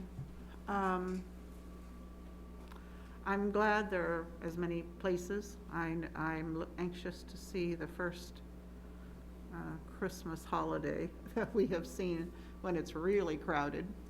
That may not happen this year, later in the year, but it might recover by 2 years. I want to be sure that the fees pay for the parking lot, and that the city is not called upon for additional funding. Because the whole idea was that the fees would pay for the expenses of developing the parking lot. Do you see that as an answer is yes for the duration of the bonds, which is talking about 15 years? On your psychic hat. Yeah, I forgot my magic 8-ball, but That's what I'm It's- expecting. I yeah. want to hear you say. the forecasting is a very difficult, field right now with COVID impacts, but we're fairly confident that our scenarios all show we can achieve the revenue sources to exceed the debt service payments. So even in our most dire scenario there of the extended recovery, we're still able to make that 15-year bond note. So, that's all according to Walker Consultants pro forma that they updated for us and showed us some of those revenue forecasts. Okay. None of us will be here in 15 years. I would like one more point. In the resolution, it speaks to the airport director setting the rates and parameters for long-term parking. And I don't object to that. Actually, I agree with it. But I would like, I'd like for you to have something in writing and not just, day-to-day kind of thing. But I would like you to brief the commission at such time as you get that put together, so that we have an idea of what the public will encounter or businesses. I'd just like for us to be aware. So thank you. I have resisted, from when I was first elected, but I think it's time for us to move on, and this is something that we need here. So I'm supportive. Thank you. Thank you, Commissioner. And just to address that comment, there's some language in there that gives us some flexibility to negotiate for the corporate accounts, as well as doing things for like special events. And those are the flexibilities that's given to us. The fees are really set in the resolution, so it's very short-term things that we're able to negotiate. But I understand the comment, and happy to come and communicate further. Well, after you get some corporate accounts, you can brief us on what they are. I'm interested. And if I can come out and visit with you if I'm the only one. So, okay, thanks. No, thanks. I think it's an excellent plan. I agree the 15-year, bond's the way to go, because if things pick up faster, then it's going to be great. And if it stays slow, this will still take care of it. And I like the one point in your briefing I'll re-highlight, because I've said that myself, I think, a couple times, which is, while we call it the Manhattan Regional Airport, the funding for that thing has always been city.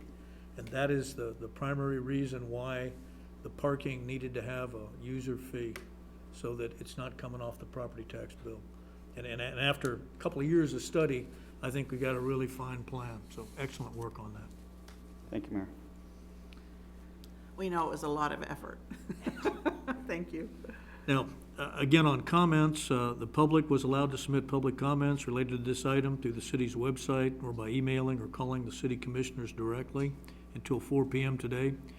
And of course, some people used a group thing. I did get one personal email supporting the parking plan. And sometimes commissioners will get those, and that isn't always tallied here unless they use the city system. But we didn't receive any, other than if it was a personal one, as I mentioned. Now, those wanting to make comments in person can do so at this time. Those on the speakers list, if any, will go first. If you wish to make a public comment, please state your name and address for the record and for those listening tonight, and also limit the conversation to 5 minutes. Is there anyone that wishes to speak tonight? Okay, seeing no public comment, we'll close the public comment portion and entertain a possible motion. Mayor, I move that we approve ordinance number 7520 and resolution number resolution number 011921-A establishing revenue producing airport public parking facilities at the Manhattan Regional Airport and setting the parking rules, regulations, and fees. Second? Question, do we want to speak to the 10 or 15 year? We're just gonna leave it wide open? You don't need to at this time. Okay. We'll do that when we set the bonds. All right, thank you. Okay, we have a motion and a second, so City Clerk, could you please call the roll? Commissioner Morse, Yes. Commissioner Hassel, Yes. Commissioner Estabrook, Yes. Mayor Butler, Yes. Commissioner Reddy. Yes. Motion carries 5-0. Okay, then we'll move on to the next item on our agenda, which is the Housing Advisory Board creation discussion, and this is a discussion item, so there won't be a vote on it.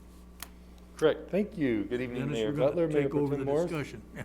And commissioners, yeah, we wanted to follow up. We met on December 15th, and we had a previous housing conversation then where we did get consensus from the commission about having an interest in forming the Housing Advisory Board, and really to kind of look at it to help provide some research on best housing practices, but also develop some recommendations for you all to consider, particularly around the workforce housing initiatives as we talk about the future revenue that will be generated from the sales tax starting in 2023.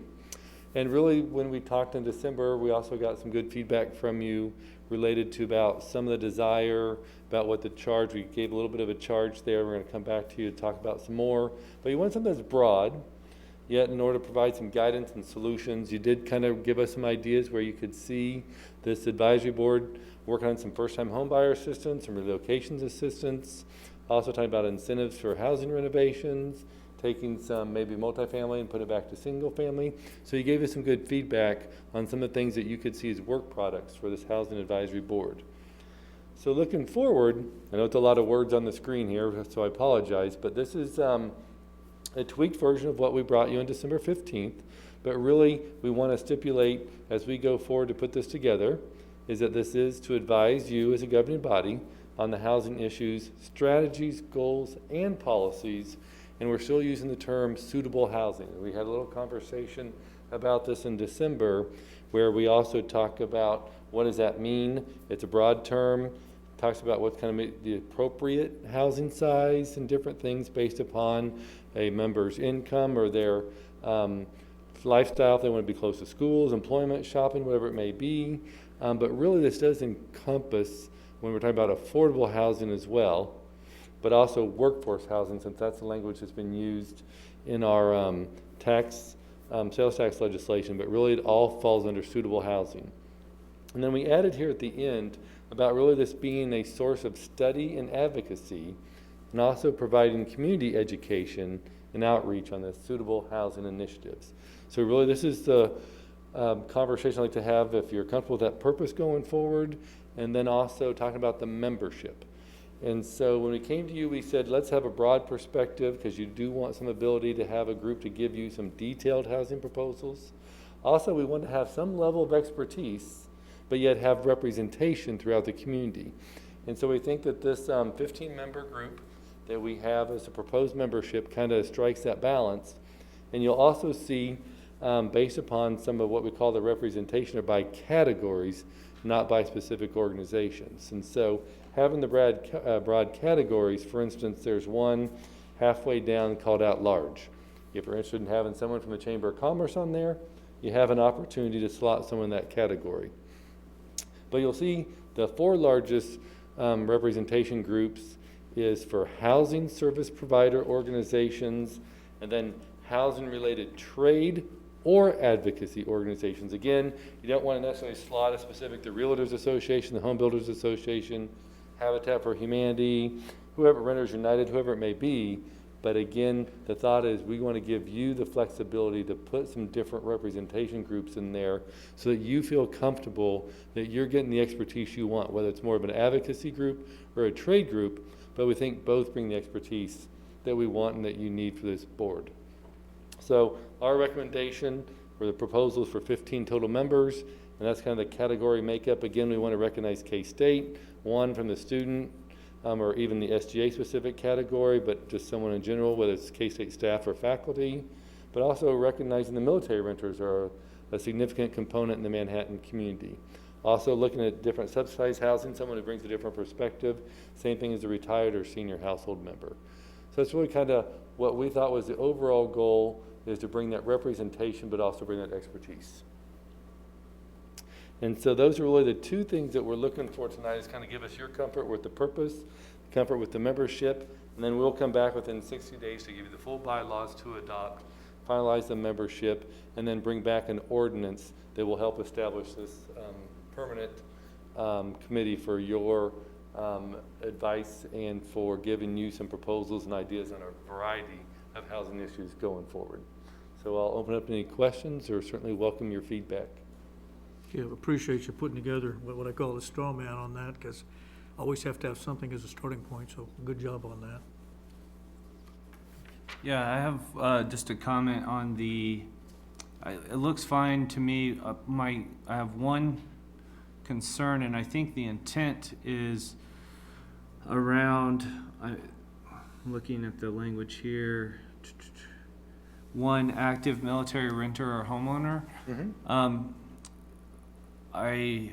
It would be great to have that person, but I think the challenge would be that turnover and how that's handed off, and what might be more appropriate. I don't know if the mayor or anyone else has opinions on this. Would be somebody, a professional, or including civilian or military, or connected to Fort Riley in some way. So if the garrison commander has somebody already dealing with off-post housing, that might be an office that has somebody that reports there that helps and kind of guides that conversation.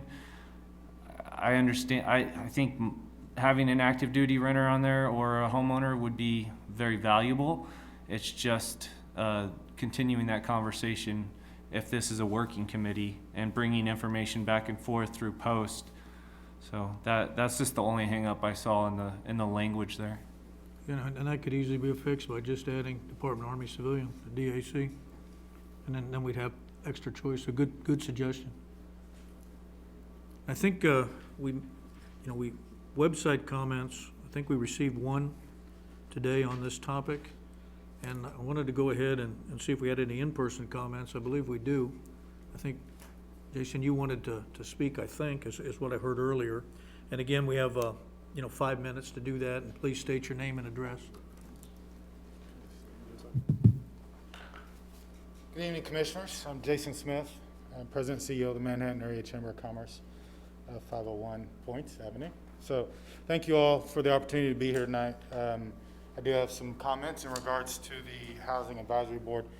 First, I want to say what a great job I think Dennis did on the presentation and the memo, and we appreciate his work and the work of the other staff of the city. Thank you for your leadership in the development of a new Housing Advisory Board. We think the discussion around housing is critical in our community's long-term economic development efforts. As you know, the Manhattan Area Chamber of Commerce has long been a supporter of the development of many types of housing, understanding it's a key component of attracting and retaining people in our great community. Many of our members are engaged extensively in housing security issues as well, and we agree with the statement provided in the staff memo that we should strive for all persons in the community to have access to independent living with dignity. There has never been a more critical time to consider these issues. We hear consistently from major employers that workforce housing is a significant problem that negatively impacts their ability to attract key talent. That impacts their ability to add jobs in Manhattan. The recent events surrounding the pandemic have shown that many companies no longer need to have employees in the office, meaning some of our best jobs could be outsourced to talented individuals that live in other cities. That issue will lead us to view the attraction of individuals in the same light that we view attraction of companies. That's why a dozen of our members and Manhattan employers participated through Advance MHK in the recent half-cent city sales tax initiative, and why the addition of 10% for workforce housing was such a key driver for that support. This discussion is a perfect next phase of the support we receive from Manhattan voters. The Manhattan Area Chamber of Commerce supports the formation of the Housing Advisory Board to help provide research on best housing practices and develop recommendation on workforce housing initiatives. Having read the memo provided by city staff, we generally agree with the recommendations put forward. However, there are two key issues we would like to see clarified as part of the discussion. Number one is that it is the belief of the Chamber that the funds generated from the November sales tax initiative must be used for workforce housing. That was the message given to voters in that election. We are concerned that the massive challenge of workforce housing, along with the massive challenges of housing security, may be too large and potentially diverse to be the responsibility of one body. We would like to see specific language in the formation documents that clearly delineates the two issues and how the board should address both. Number two, our leadership has concerns on the proposed makeup of the board, and that there are no designated seats specifically outlined for the private sector, particularly those involved in housing, development, construction, sales, and financing. If the city is going to get more involved in housing, the board should have representatives from the Manhattan business community in these various sectors to provide expertise and advice. I know Dennis hit on that briefly, but those are items that we think that should be spelled out a little more clearly. Additionally, we believe it would be valuable to have representatives of major employers as members to provide input on the challenges they face retaining and attracting workers and the role of housing in that challenge. While there are 4 positions identified as housing-related trade or advocacy organizations, we think it would be imperative to spell out more clearly the positions and suggest more concise language to provide for the assurance of private sector engagement. These are obviously difficult conversations, and we in no way want to sidetrack the momentum being created to address Manhattan's housing challenges.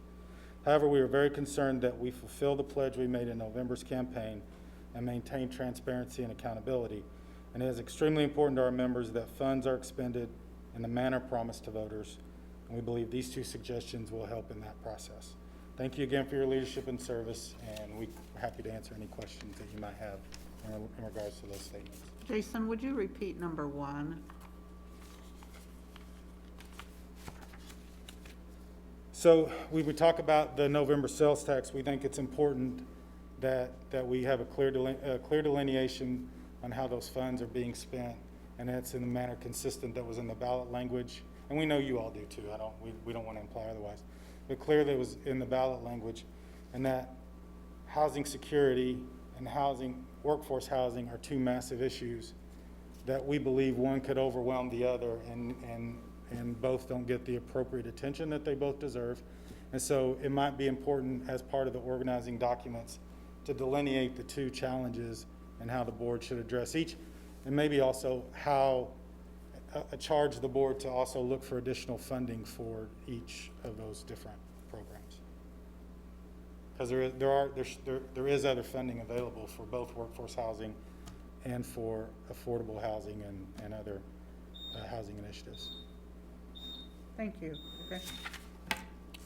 Happy to answer any other questions. Again, thank you for your time and your leadership. We can get some additional commissioner comments, but I like the How about, presentation. see if there's more public comment, are there?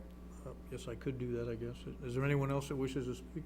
No, okay. Okay, then we'll close public Thank comment. you. I didn't think there was, but I like the premise there. That was my only concern. You know, we started this housing committee idea when we had the meeting at K-State, and it was focused one way, and then we had the sales tax pass, which brought in the workforce housing. So there's really 2 missions here. You know, one is the more broader thing that people will want to talk about, the emergency shelter and homeless and all kinds of issues there. And then there's the workforce housing piece. And they're really 2 separate things. So the committee really has 2 missions. But the funding source for workforce housing is present. The funding source for the other is not. And we've got other agencies, as the chamber mentioned, like, you know, Manhattan Housing Authority, and you've got community, you know, development block grants and things that can funnel directions there. So I think it is important that this charter that establishes this board makes that clear, that the economic development sales tax money has to go towards projects that are workforce housing. And then other projects that they might want to recommend to the commission, you know, fine, but the funding source is for workforce housing only. And I think that's we can estimate about $600,000 a year for that. And so I think that's pretty solid. And if we can take the 8 representatives here at the bottom and specify a little bit more to get maybe, you know, some business people involved, because like workforce housing, you know, take Florence, for instance. I don't know if we could get a representative from them, but do they have an issue with housing and their particular employees? And can we get that insight in there? And then of course, when we're talking about possible workforce housing things, trying to attract people to take over maybe an old rental property that is degraded over time and is no longer marketable, so it gets sold and they renovate it. You know, how do we make that happen? And so those are a whole different approach than trying to lower rents or make housing available to low-income people. It's a different thing when you're talking workforce, because you're talking about somebody that's coming in, employing, and making it affordable. And I like the the chamber's term there, workforce housing is one element, and then housing security is the other.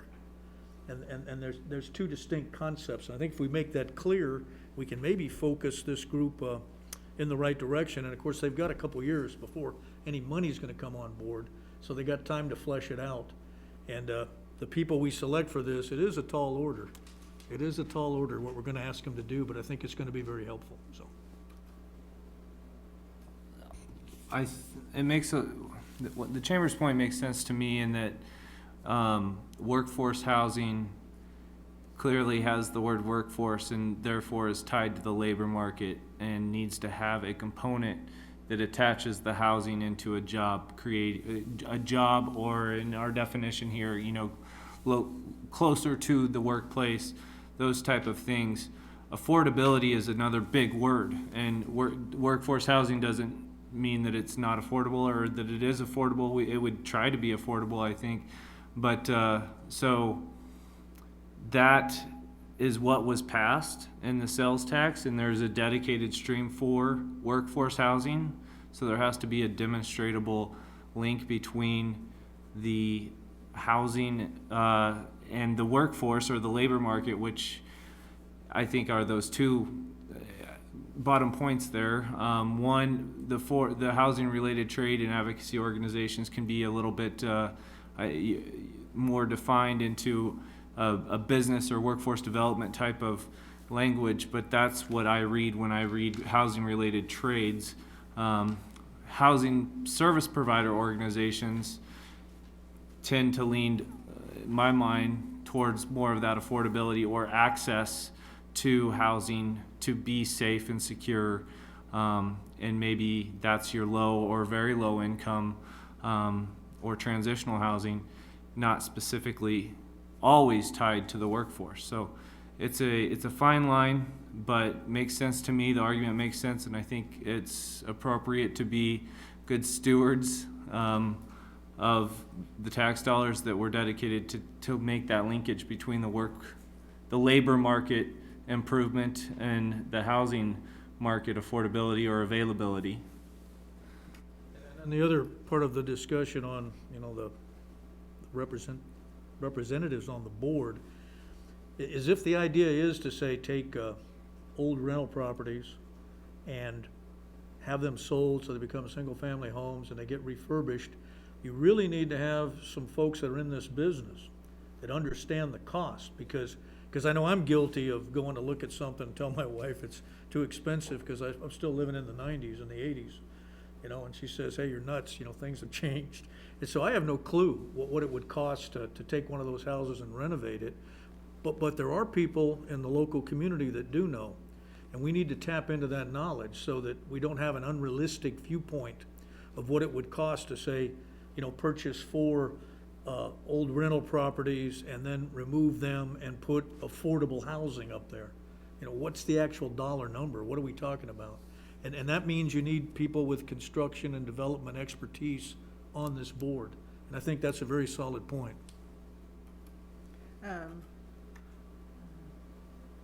Dennis, could you define, I'm afraid that a term like a housing service provider organization is in the eye of the beholder. So when you wrote this, give me some examples of what some of those are. Something tangible that I can connect dots. I think some would be like the Housing Authority, the Area Housing Partnership, Habitat for Humanity, some of those who are providing some of the housing and services Well, the that go with them. subsidized housing is on the top of the list. Correct. They're So- current or former. They can be current or former. But Those are the type of organizations. those are all HUD supported. And I don't necessarily see them as having 4 votes on the future of housing here. The Habitat isn't necessarily HUD. Well, Habitat is an independent organization. Right. I'm just saying that MAHP and the Housing Authority and some of these others are HUD defines. And I don't want HUD butting in. They are rigid and they are, at least their regular program, unless you use it for some matching money or something. Maybe their CDBG or some component of HUD, but certainly not their public housing. 4 votes would tilt this, as far as I'm concerned. Those, not sure they're, anyway, just say, that's what I wanted to know. What Yeah. is a service provider organization? Yeah, it's The what you're thinking Habitat, of. I can accept, They well, even take the area housing partnership. Not all, yes, most of their housing projects are that way, but thinking about who or where their funding comes from, Yeah. but thinking about the overall goal of trying to increase the housing stock in affordable housing or suitable housing, and those are the players in our community right now.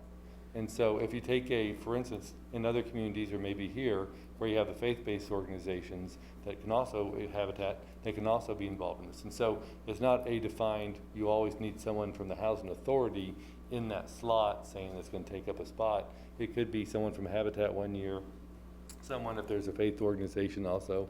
So that was just kind of thought that these are the ones who are in our game locally, and who are the ones who are looking at this affordable housing marketplace and what the provided services that come with it. MAHP seems to be totally utilizes tax credits. Is that something that the city wants to see going forward, more of those?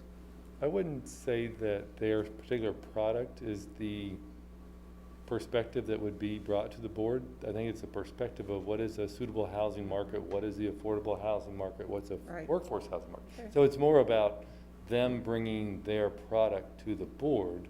It'll be more about their overall expertise to know, talk about financing, if you want to have even developers who get tax credits. You have someone on the board who understands what it takes, whether it's federal funds or whatever, but understands the tax credit market to know what our market needs for some of the availability. I think the group should have someone who understands it. I just think 4 is too much weight out of this particular formula you have. Can I, Two might work. I think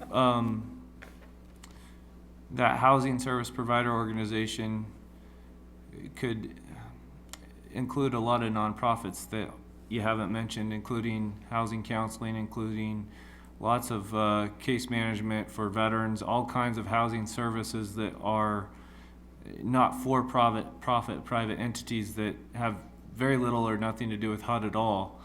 That top one Commissioner Morris mentioned as that accounts for subsidized housing, but that's important because it's an actual resident, not somebody representing an agency. So that's a different threshold in my mind that doesn't count into the 4. It's a tenant or a former tenant of some subsidy. The other 4 at the bottom are where you're talking more potentially about private. So if you're saying for nonprofit, for private in some way, it doesn't have to be those words, but that seems fair. Because it's not just the HUD organizations. I think there's housing, counseling, and other opportunities. I was saying, if you bring that perspective, so one of the 4 in the housing service provider could also be like the emergency shelter, because they also run the rent and mortgage support program. So they're not providing a service, but they understand the needs of the community. So it could be a lot of different nonprofits. I think it would be important to have someone also who understands housing, as many as possible, housing finance operations. And I don't know what I mean, but understands the broad array of funding for housing. We're looking, wouldn't it be great if we could use our money to leverage other funding sources? And so I would really support that. But that means we need someone with some really good current information on a broad basis. Well, I think the idea of sort of half public, half private kind of thing, you could get all the not-for-profits, give them a few votes, and then I don't know where you think the developers, the Flint Hills Building Association, the Landlords Association, Realtors, and banks. But I would, yeah, since they're all in the business of housing, I'd like 3 of those 8 positions at the bottom, at least 3 or 4 of them, I think should be those type of housing things, and then you can get your advocacy groups and everybody else together. But the only, like I said before, the only real proven government solution to more affordable housing has been like that state tax credit housing type stuff where you can knock a couple $100 a month off of the rent for people and they can still live in a nice place. The problem is I don't know if the city wants to get into that business, because then it's just taking yours and my money and giving it to somebody else so their rent's a little bit less, and it's very hip to be socialist these days, but that's not really something that I'm interested in, us going down that road. But that has been one of the single most effective way we've actually driven down the price of housing for a few people, 15, 20, 40 maybe at a time there. But yeah, if we get some of the non-for-profit advocates, great, but make sure we get some of the people who understand housing and what drives up the cost of housing and how we can maybe keep the cost of housing down, interesting financing, and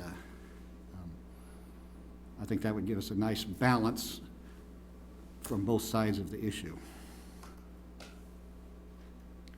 I think I'm comfortable with the proposed members on here, and I think the recommendations to have the public-private sector involved in it is good as well. Someone like Tim Schultz, who partnered with the Manhattan Housing Partnership, I believe, and did the apartments for 3 different levels of housing. And that worked well when we were working with a developer as well as a need in the community. Whenever I think about housing, I hear Jared McKee's voice in my head saying, I have a great job, I'm living in a mobile home, and I can't afford to buy a house. And that's the way I see this. Someone who has checked off every box and still can't buy a house in the city of Manhattan. And I think that's where our young professionals are struggling. I think anytime an individual has a major life shift or a challenge, and they're having to now look for a different house or whatever circumstances are in their life, they have to, if they're in the emergency shelter, but now they're seeking to buy a house, we need to find a way for them to buy a house or rent a house or something of that sort, so that they can go into the labor force instead of leaving Manhattan completely because there's lack of housing. And I think all of these members bring that voice to the table, especially if they're residents. Sometimes our low-income housing, and especially if it's old, and you're living as a single parent with children, it's a health hazard. And how do you control that? And there's a cost to that. And that's where I see some of this workforce housing funds going into, to making sure it's safe housing as well. So safe, affordable workforce housing. Young couples that come in are probably having 2 college debts, not looking for anything massive to purchase, but something where they can walk or go to work and have something safe to raise a family in. So addressing all of those components, I think, is part of what this group is going to do. I don't mind expanding that group to maybe 1 or 2 more if necessary, but you were asking for 3-year terms. And it's good to have those consistent voices at the table, so then they can go back and bring back, get feedback also. But banking is huge. Lenders and banking, anytime we talk about tiny houses, I don't know where that falls in this. When we looked at tiny homes for some zoning areas. So I think there needs to be somebody who understands the financing and the banking component of it as well. I think we are on the right track. I don't have too many qualms with the way, like I said, it's set up.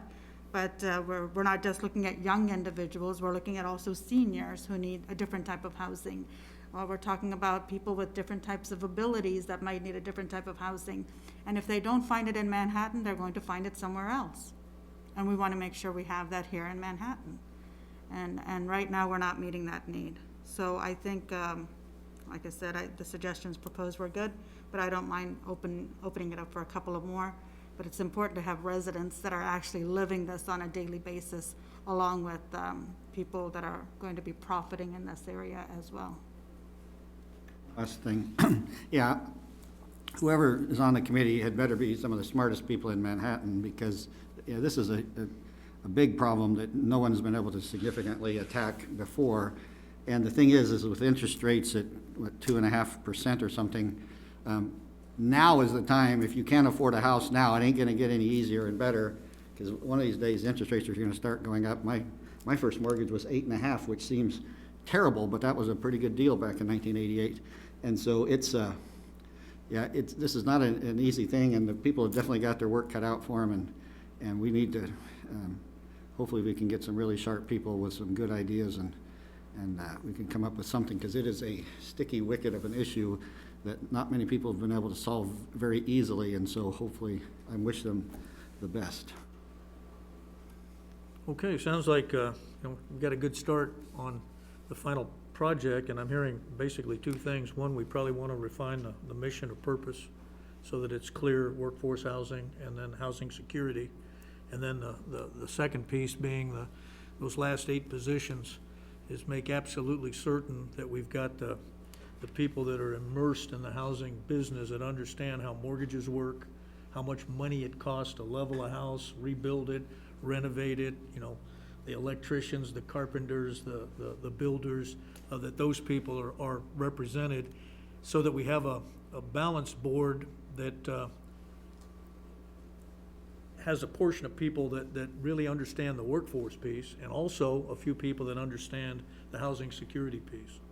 And then that way we won't get swayed in one direction or the other, and we'll see if we can get the right people selected.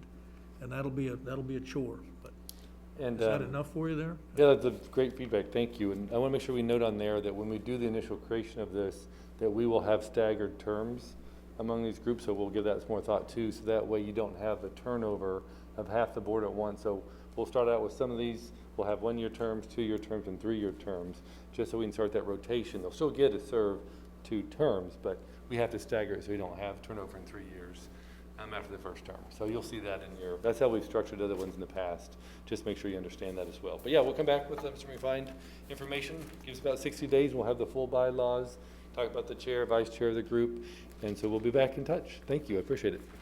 Okay, appreciate the presentation. On that note, we don't have any other further business. We're adjourned.